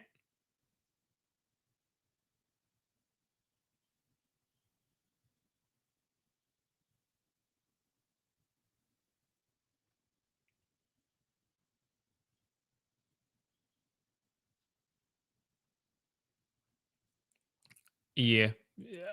Abdul Carter is not the player that he looked like coming out of college, as far as like the athlete for sure. I think he still can be a good pass rusher, But as far as the athlete that he was built out to be, he's just not that guy. Oh my gosh. Travion Henderson picks up a yard. Okereke missed the tackle. They came in and cleaned that up.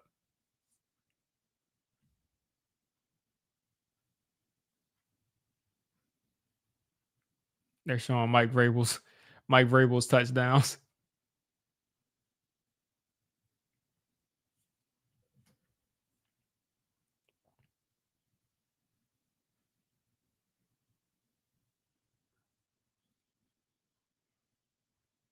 Here we go. Drake May, no pressure. Another guy wide open.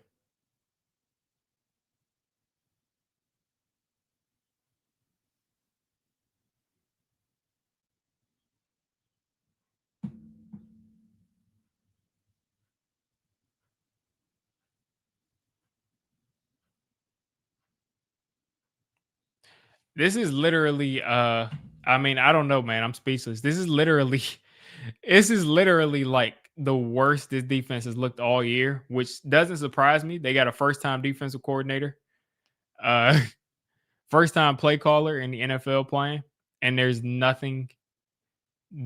shot. There's no shot. Every single time they're getting 9 yards, 10 yards, 12 yards, like every single time.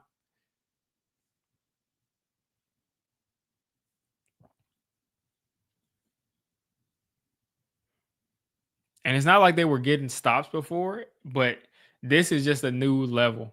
And it could just be because we're playing against Drake May and the Patriots and this 10-2 team, but this is just bad.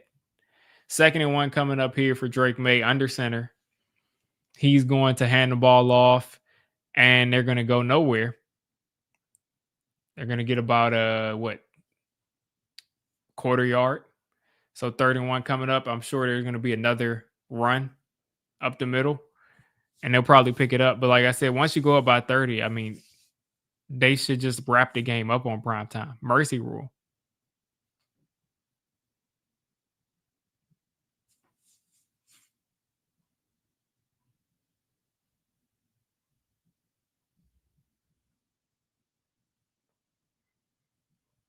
So here we go. Another run this time. Ramondre Stevenson is going to go backwards. And the Giants defense is celebrating as they're down by 27 points, 23 points.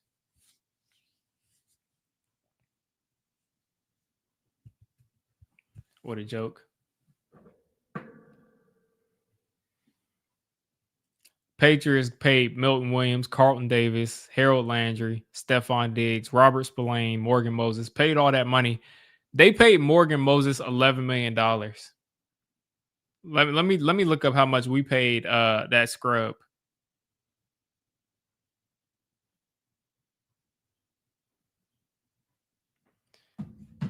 I forgot if he's a starter. Here we go. Drake May, another quick throw on 4th and 6. Pick it up. I thought they was going to take the field goal. But why? Why take the field goal when you know you can get a touchdown against this defense? Is that him? There's no shot at them defending that. There's no shot at them defending that. This is game over. Yeah, if they like I said, if they score 7 here, I'm probably gonna wrap up the stream because it's a 30-point game. Travion Henderson trying to get to the outside, can't, and he's losing 2 yards. That was actually Ramondre Stevenson.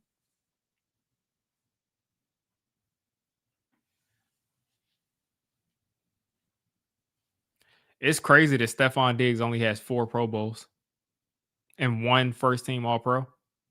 No second-team All-Pros. That's crazy. There was at least 2 or 3 years where he was arguably the best receiver in football.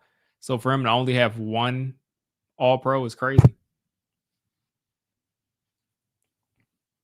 2nd and 11 coming up for the Patriots.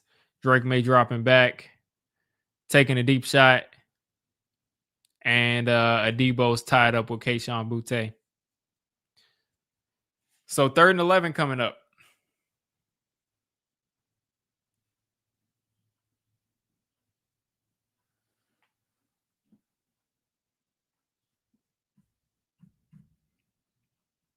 So you got 3rd and 11 coming up.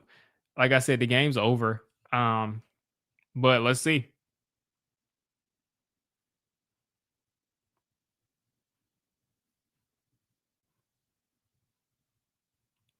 Drake May, way too much time, dumping it off, and Henderson's gonna bobble it, and they're gonna be here on about a 4th and 11. And let's see if they'll kick this field goal or if they'll go for it again. And they're gonna send out the field goal unit. Yeah, hit him in the head.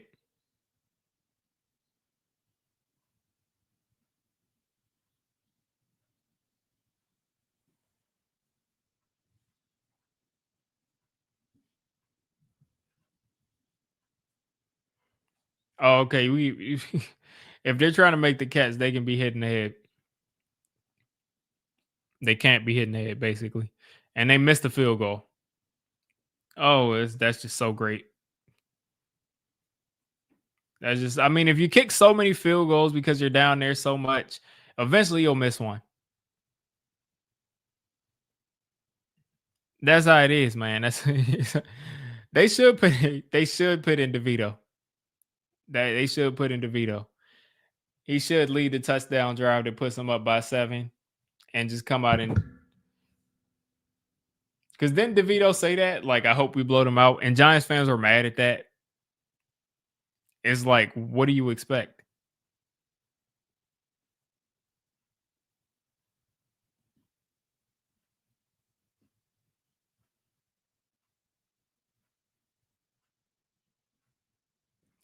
Oh my gosh. I'm just seeing some crazy stuff on Twitter. Josina Anderson, who has made the Giants her enemy on Twitter because like she felt like they passed on Shador Sanders and like they he's their enemy and all that. Anyway, she just put out a tweet saying checking to see if any of those diamonds came loose in quarterback Jaxson Dart's megawatt chain in the game so far. Like, I just don't understand the whole like I'm going to because I like Shador, I'm gonna root for Jaxson Dart to fail.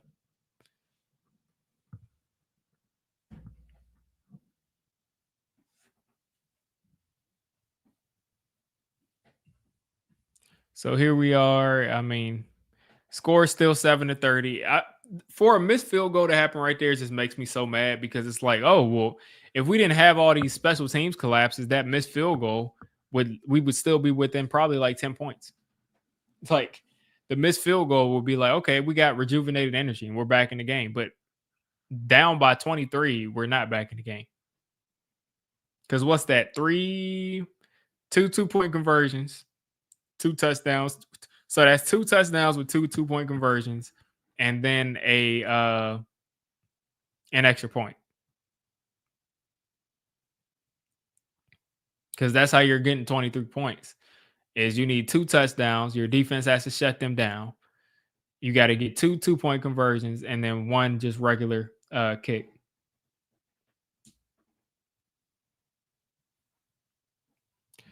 So let's see. I mean, at least pad the stats, man. Like, why can't we pad the stats? Like, can we just at least pad the stats and see some exciting plays, man? Like, what's going on? Here we go. Dart out there with Tracy. Bellinger in the backfield at fullback. Are we going to run the ball? We're running the ball with Tyrone Tracy. Up the middle, Tracy's going to get 6 yards. The Patriots will give up that 6 yards all day long. We should be in hurry up.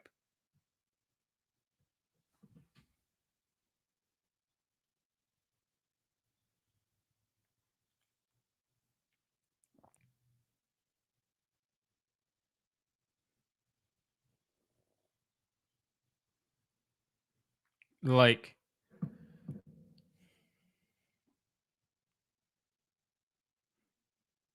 play action Dart. Dart with time. Dart stepping up. He's taking off the run and he is diving for a first down.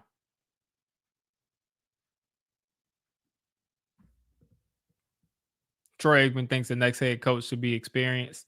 Yeah, I mean, the thing is, out of that experienced group of head coaches, who you're gonna hire, really the only couple of guys are gonna be if miraculously the Ravens or the Steelers move on from their head coach. And let's see, we got another handoff here. Dart gets it to Robinson. Robinson 1-on-1, and he loses that battle, and he gets 6 or 7. But if you go after an experienced head coach, who you're going to go after? Because you got John Gruden out there, who the Giants aren't going to touch. Who I'd be interested in bringing in John Gruden. Um, you got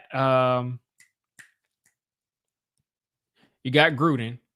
You got Mike McCarthy, who people don't like, but solid head coach. He's always won.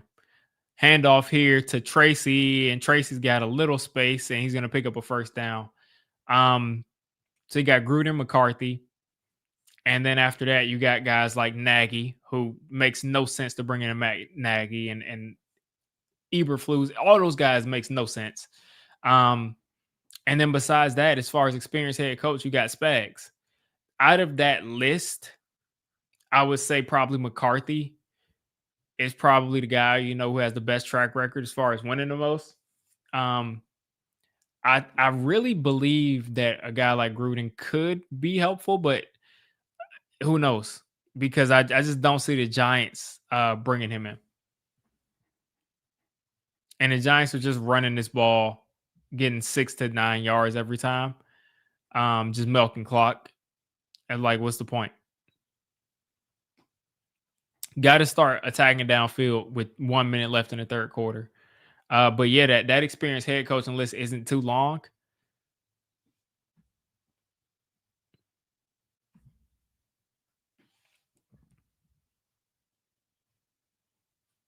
So the Patriots are going to have to take a timeout because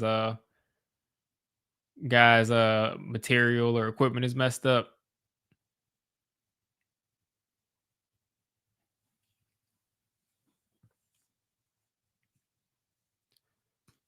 So let's see if we can hurry this up. Jaxson Dart back. Let's see if he's under center.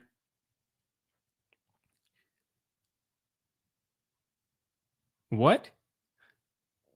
The ref just ran up to the line of scrimmage. And I heard somebody say, "What are we doing?" I don't know who that was. Okay. Here we go. Jaxson Dart under center, 2nd and 2 at the 30-yard line. Another handoff to Tracy. Tracy picks up the first down on 3rd and 2. Can we go hurry up? Can we go hurry up? Can we go hurry up? If we're going to continue to play the game, at least give the illusion that you're trying to come back. Because you should not be running the ball and then slowly huddling. It should be hurry up offense the rest of the game. Another handoff to Tracy. They're milking the clock.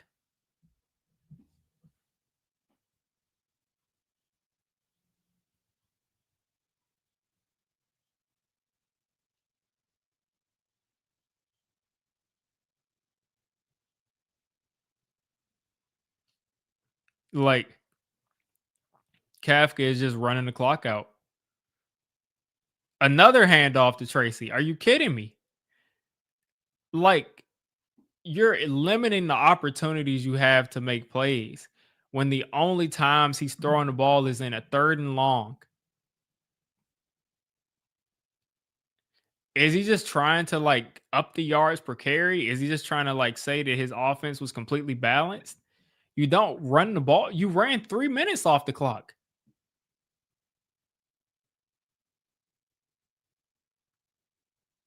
He just ran 3 minutes off the clock.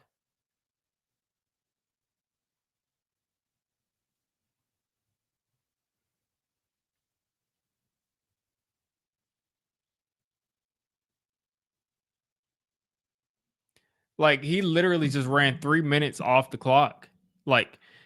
Kafka just ran 3 minutes off the clock when you're down by 23 points. If there was any shot at coming back, you needed to get in the end zone this drive and go for 2. and that was your shot. Like, you literally just ran 3 minutes off the clock.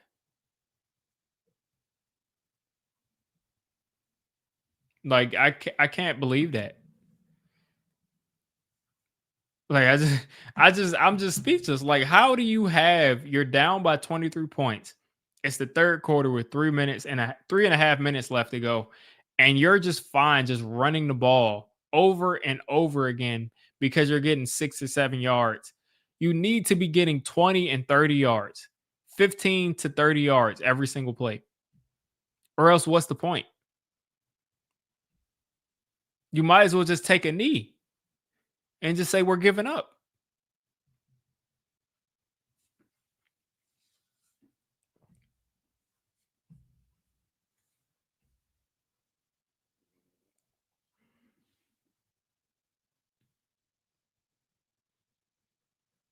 At this point, this is what the tank looks like.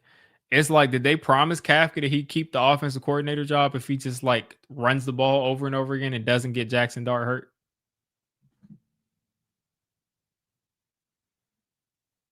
The only thing I can think of is that word came in from upstairs that said when the game's out of hand, Jaxson Dart isn't going to be throwing the ball. We're just going to get out of the game with everybody healthy.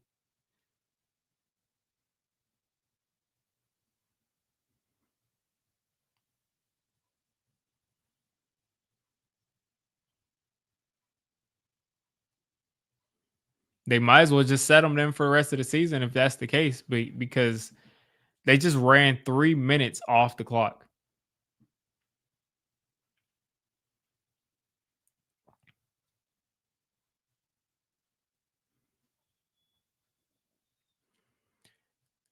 Here we go.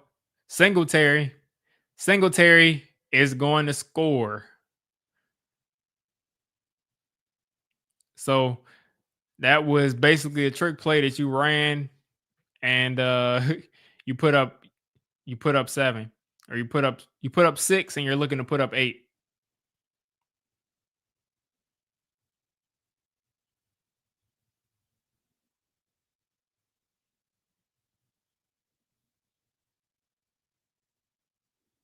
So a fake pitch from Singletary to Dart to try to set up a trick play, and you just get beautiful blocking from the entire offensive line, the entire receiving core, and the Giants are coming out here to go for 2.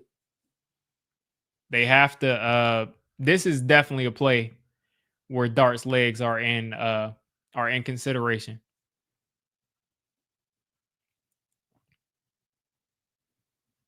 Let's see.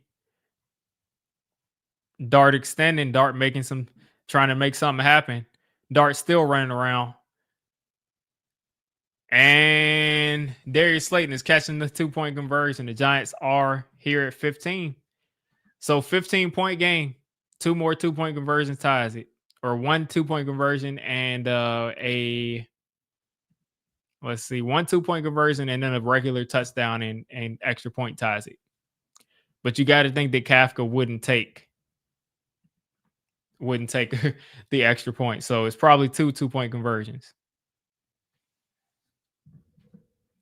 I mean, you could have done that a while ago, right? Like, you could have scored in less than 3 minutes, maybe.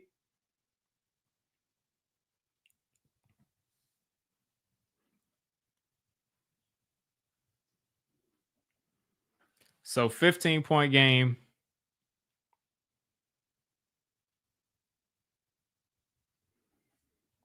Let's see if this defense can get one stop just to make this fun. Let's see if we can get one stop just to see if we can make it fun.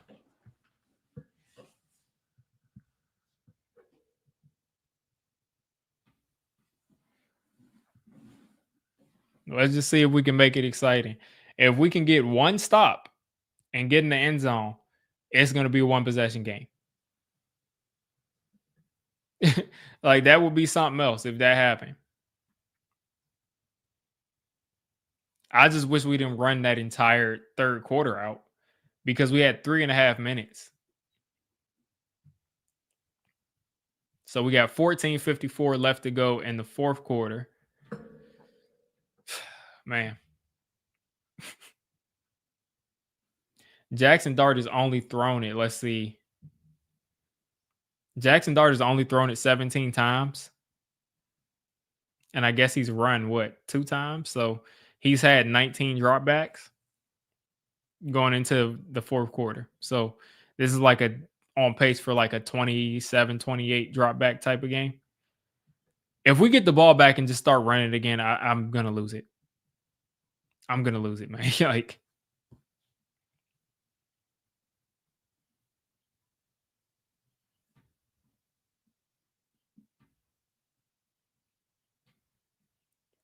but hopefully, man, I'm hoping that we can try to turn this into something fun. Just make it exciting, man. Just make it close. Even if we don't come back, just make it close to coming back. Because it goes from like your team just laid a stinker, laid an egg, to like all of a sudden it's like, oh, Jaxson Dart trying to rally the troops. Jaxson Dart has tried to. You need to be saying that to the defense. I'm surprised Koo actually kicked the ball.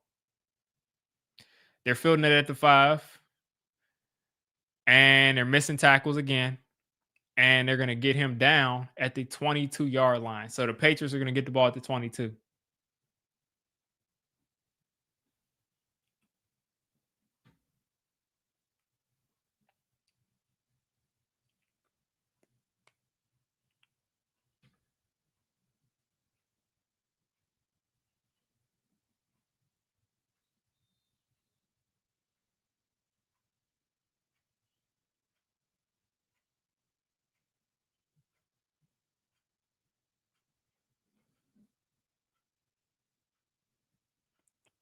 All right, here we go. Play action. Drake May dumping it off to Hunter Henry. Easy first down and more. Picking up 17 on first down. This Giants defense, Charlie Bullen is in over his head because there's guys are wide open every single play. That doesn't happen in the NFL, even if you're playing against all backups. So Charlie Bullen is obviously in over his head. And I mean, it is what it is, but he's clearly not qualified for what's going on right now.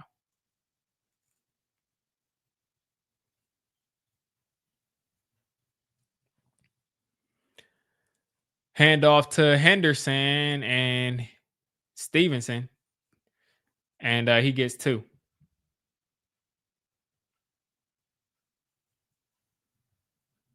It seems like they came into the game against Drake May and was like, we have to figure out how to stop the run because the Giants always give up a run. So I'm guessing Bullen came in this game saying we need to stop the run and completely forgot that Drake May was playing on another team.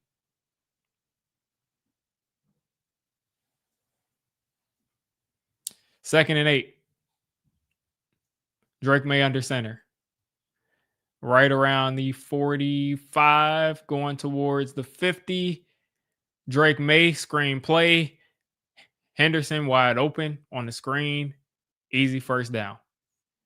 This defense is not going to get a stop. They're not going to get one stop the entire game.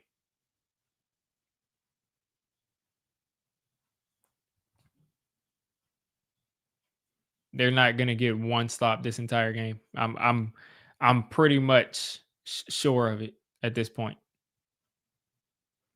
Only way they're getting a stop is if they get a sack fumble, or if they get a sack and it's just like a 15-yard loss or something. Because this is just handoff to Henderson and backup linebacker takes him down. Every time they run the ball, it's like they're giving up a play.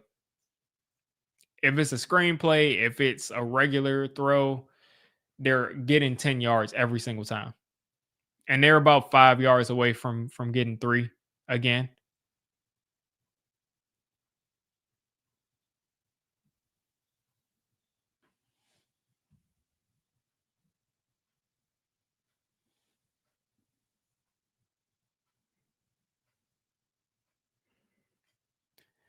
Here we go. Drake May again. He's under pressure and he's going to go down. Finally. Giants finally sent some heat on second down instead of third down, and they get home.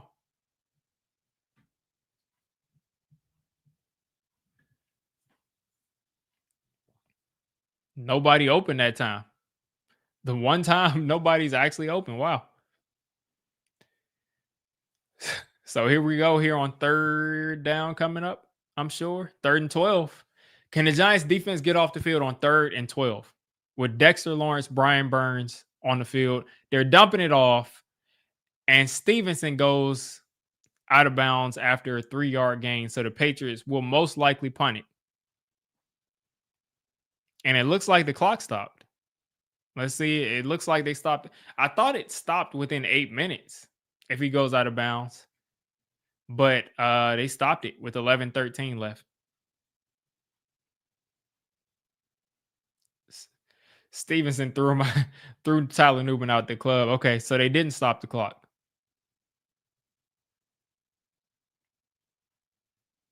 So here we go, 4th and 8.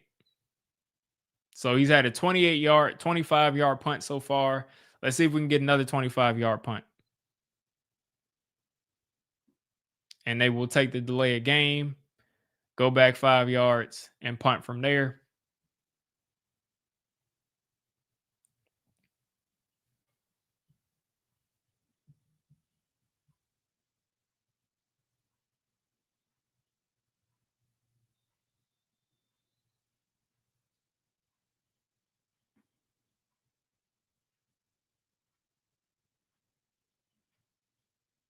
All right. 4th and 13 coming up.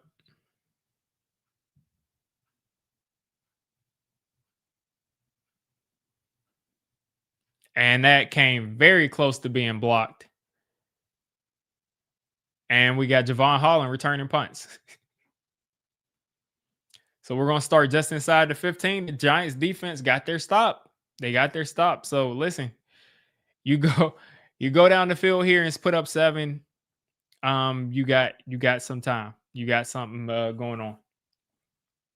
I think you probably go down the field here and you score 7 and you don't go for 2.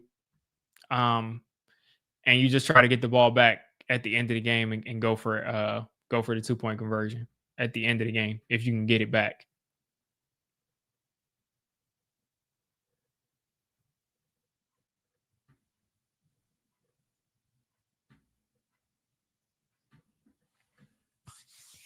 Let's see.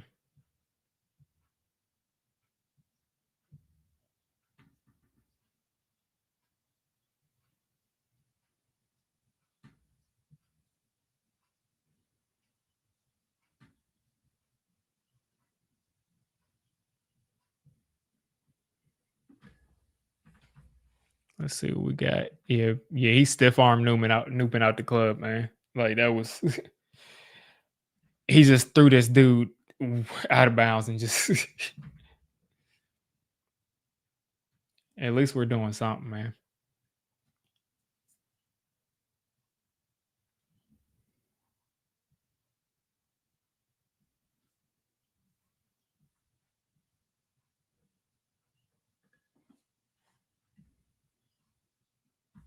So yeah, if we can put up 7 this drive.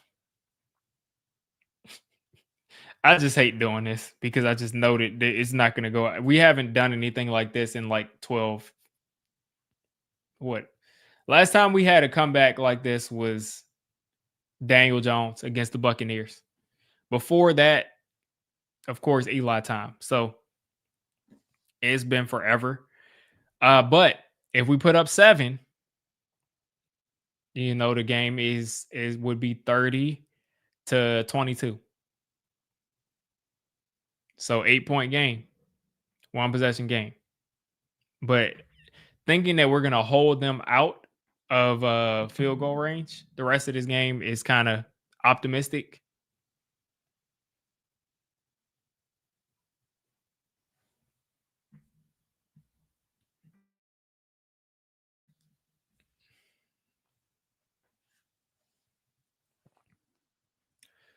So here we go. Tracy back in the game. Jaxson Dart under center. It looks like we're going to keep running the football. Giants going real heavy at the end of this game. I mean, I just don't get it. Like, oh my gosh. Why are we still running the ball? What is wrong with Mike Kafka?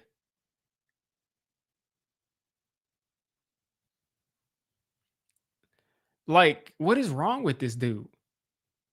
Why are we running the ball? Why are we running the football down by 14 point down by 16 points or 15 points in the fourth quarter? You immediately go back 2 yards. And you just got somebody hurt.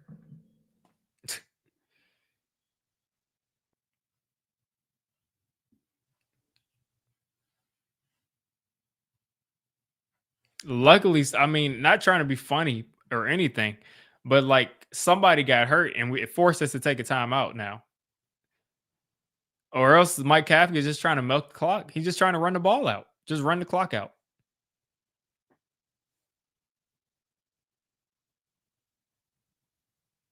At some point, you have to abandon the run.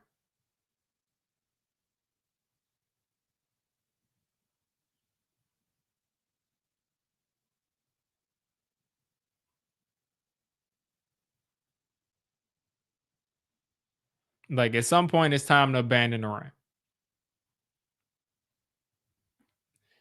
Like, and it's gonna be so frustrating because this dude is gonna keep running the ball, and we're gonna score with, or probably, if we do score, we'll probably score because there's 10 minutes and 30 seconds left in the game. I guarantee you that we're gonna score with like 5 minutes left in the game. Like he feels like he still has all the time in the world.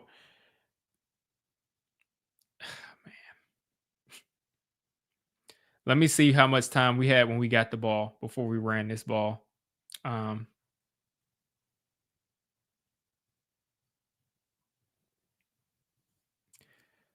we went back 2 yards, and that was with 10:40. So we only ran 6 seconds off the clock. Okay. All right. So, TV timeout for now. I just really just don't want to just continue to waste time because you don't know how long these drives are going to take.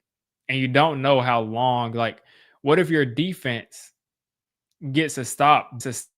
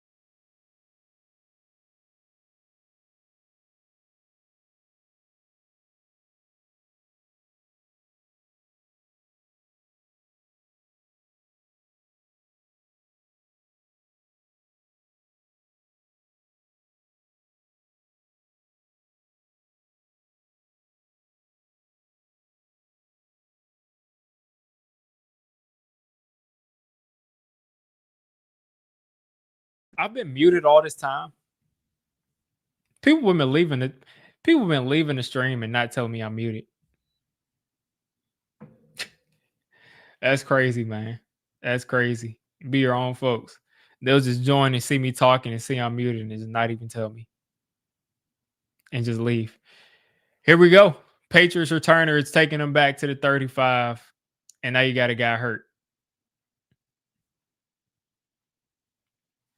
But what I was saying is that Kafka is basically content with just running the clock out. He's just content with just completely running the clock out. The huddle is slow. The huddle is slow. The running constantly is ridiculous. It's like he's really just trying to run the clock out. Like you punt from there, really? Like you really punt?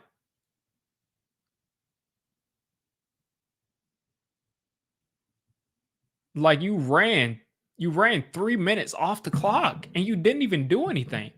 How many yards? Let's look at this last drive here. Let's look at this last drive from the Giants.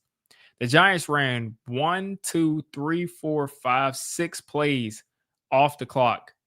And they ran 6 plays and they took 3 minutes off the clock.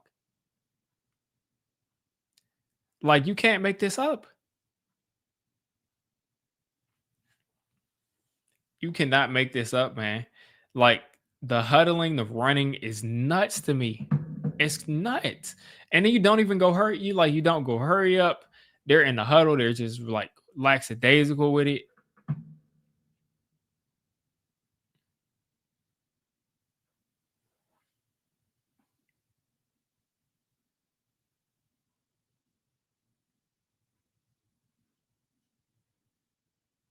Like this is crazy. I just don't know what to say. It's like he literally doesn't want to win the game.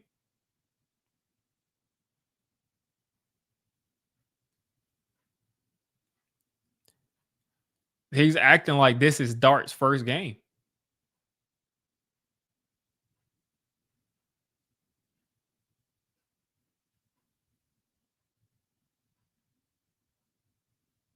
Like he's really acting like this is Jaxson Dart's first game.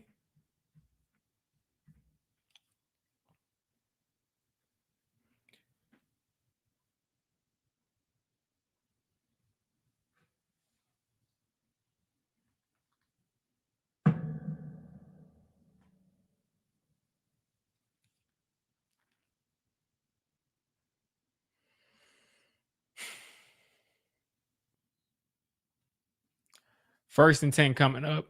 And the Patriots running the ball here. And things are starting to open up.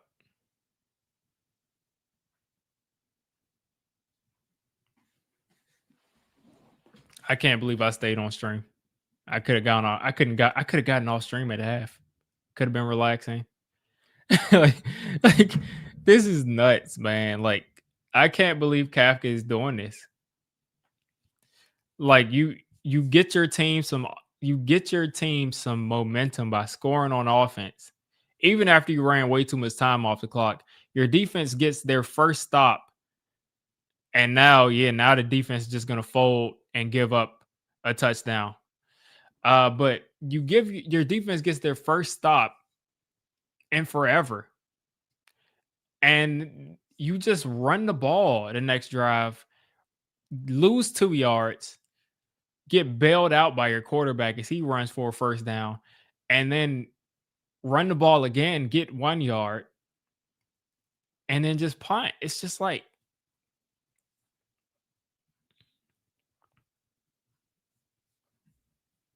there's no way. There's just no way, man. First and 10 coming up. Drake May, all the time in the world, taking a deep shot, and he's got somebody wide open for 6. Hunter Henry. And let's see if that stands. And I think both of these fouls are going to be on the defense.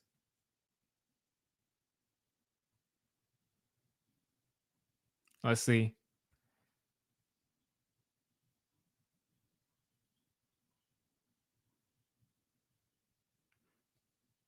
A legal shift on the Patriots and a legal contact.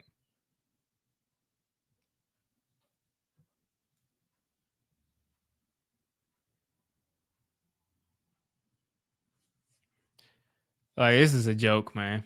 Like, this is a joke. Yeah, you're right. He's not. He's not a head. He's not. Kafka definitely is not qualified to be a head coach. And Floyd has got his hands on Stephon Diggs. Here we go. Henderson makes Newman missing. What else is new? Newman can't tackle.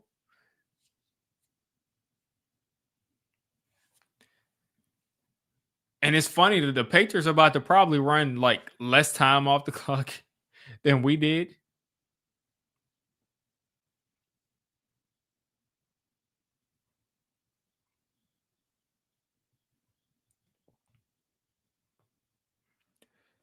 Second and 4 coming up for the Patriots.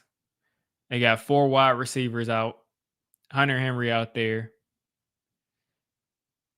Short throw to Stephon Diggs, who's going to pick up 2.5 and get out of bounds. They should have stopped the clock. But, it is what it is. 3rd and 1 coming up.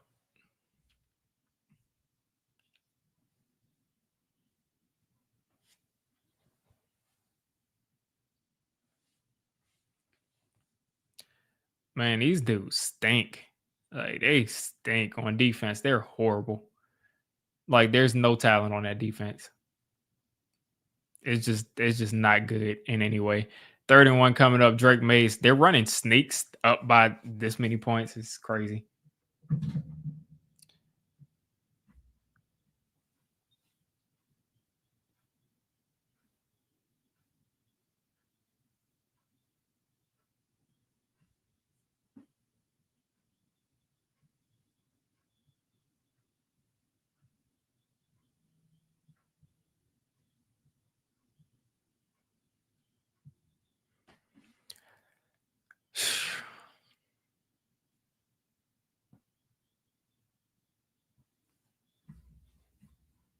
So here we go, 1st and 10.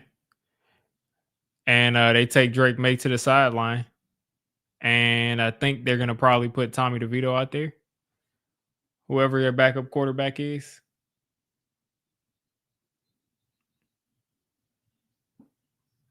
Is DeVito out there, or is there somebody else that's their 2nd string quarterback?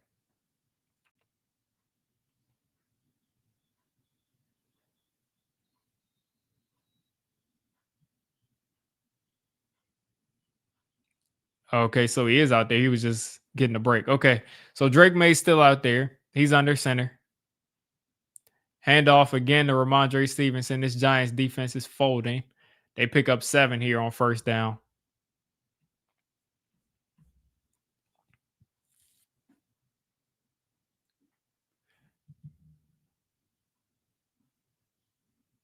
Mike Kafka must have wanted to he must have wanted to get this time off the clock. He must have something to do later today because he ran the clock out. It is nuts, man. I can't say I've ever seen anybody even Dable. I don't even think Dable's done something that stupid.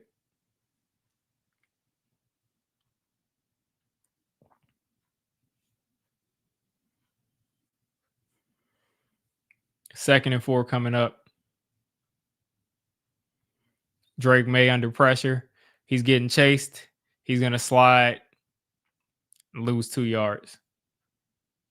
Mike Kafka takes his last time out.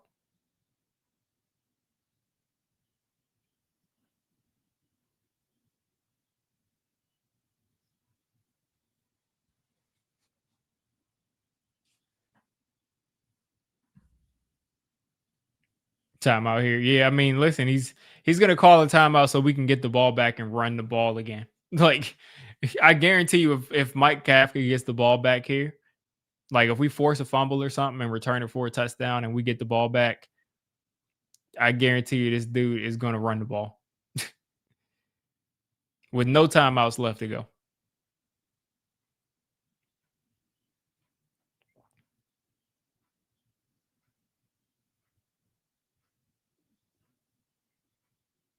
Third and 7 coming up.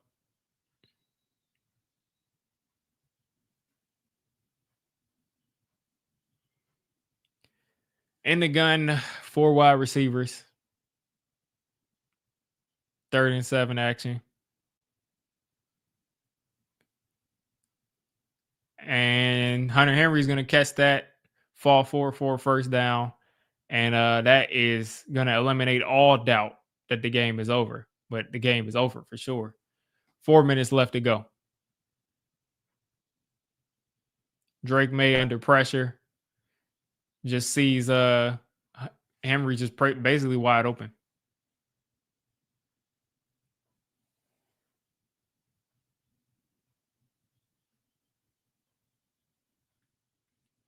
Drake May under center again. Another handoff. And that is Henderson. He's going to get 2.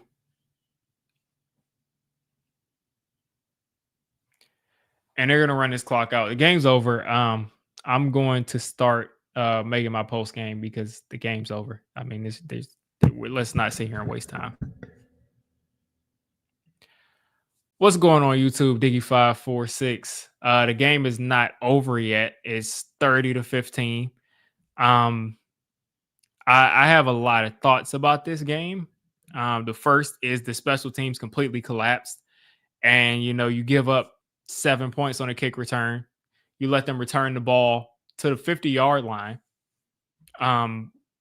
As Drake May takes a shot at the end zone.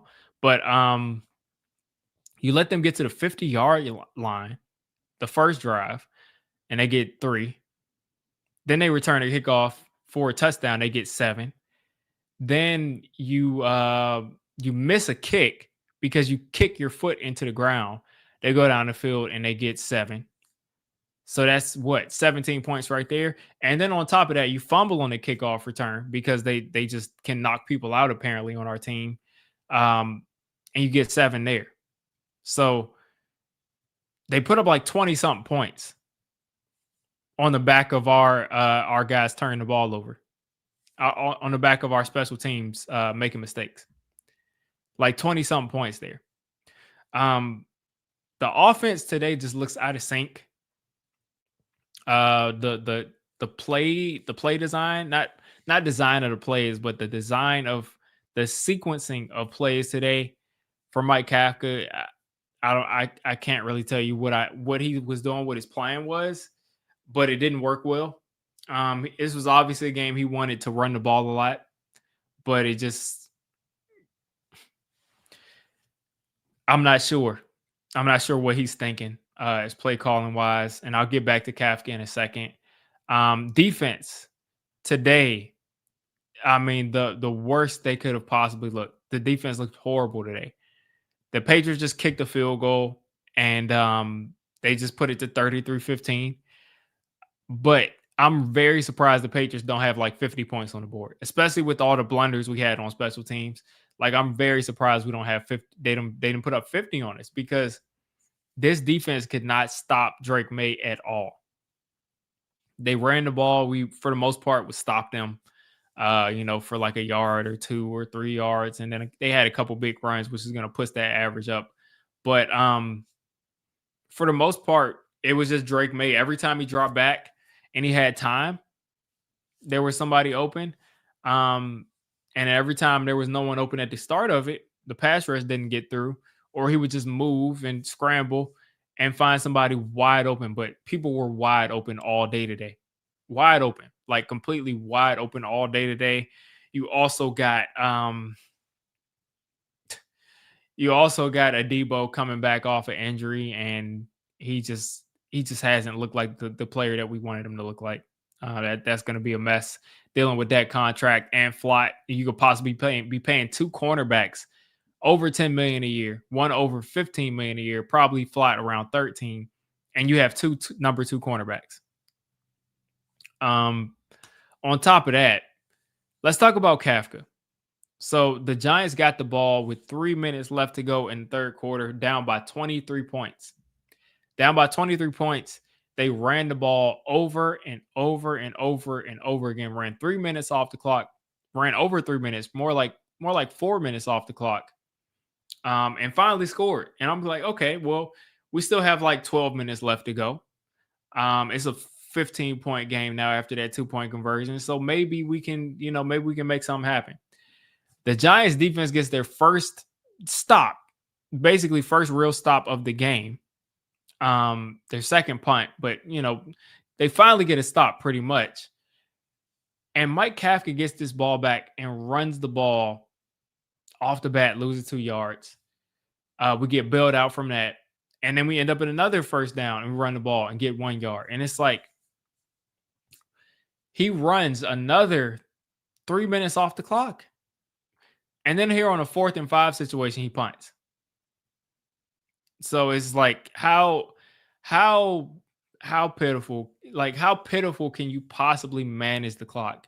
And I'm just looking down here because the Giants are just playing some, garbage time football, padding the stats.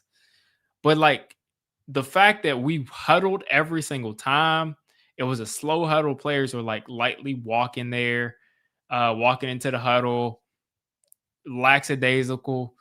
And then on top of that, you have the nerve to run the ball too. The situational awareness in this situation is just crazy. And the Giants are just dumping it off again, padding the stats, letting Singletary get some catches.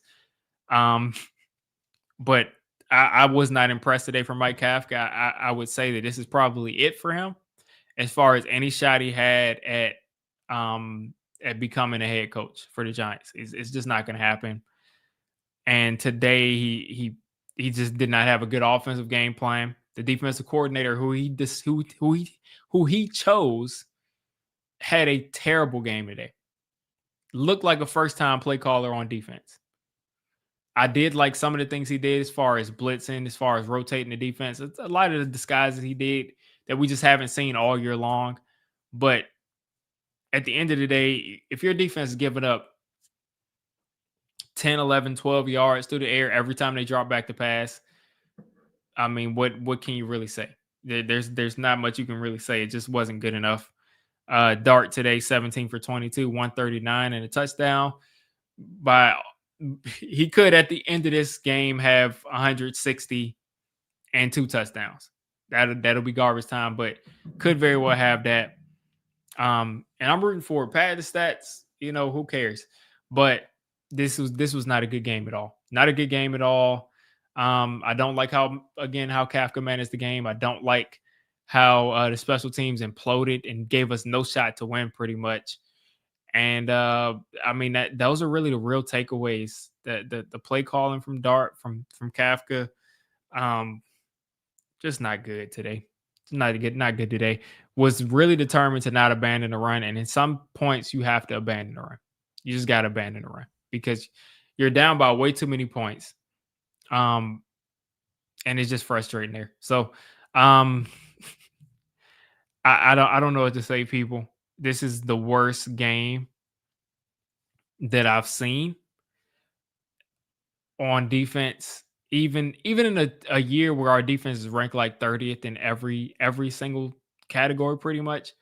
Today's defense was just it's just like every single play is a 10-yard, 15-yard catch or a dump off where no one's around. Like you can't cover anybody. Nobody's covered.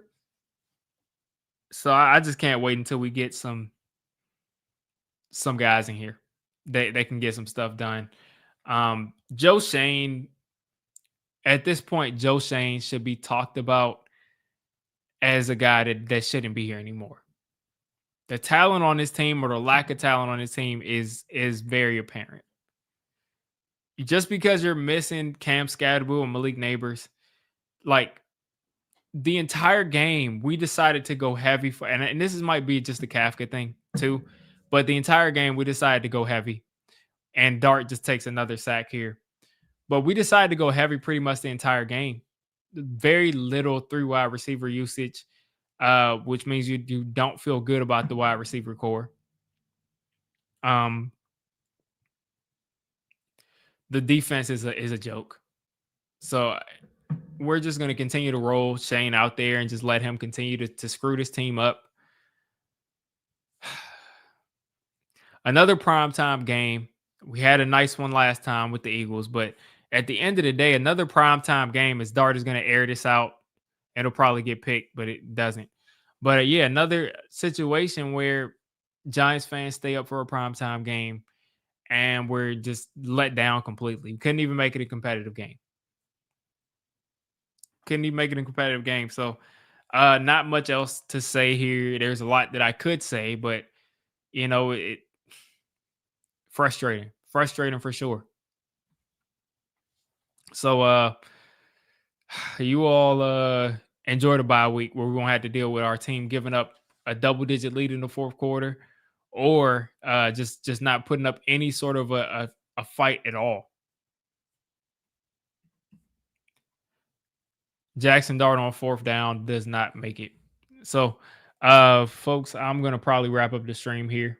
The chat's been pretty slow, probably because I made it sub only because we had some bots. But I'm going to wrap this up. The game's over. Enjoy the bye week. I'll probably be oh my God. We'll have some videos that'll go out probably thinking forward. But for now, enjoy the bye week, and I'm going to just wrap up the stream.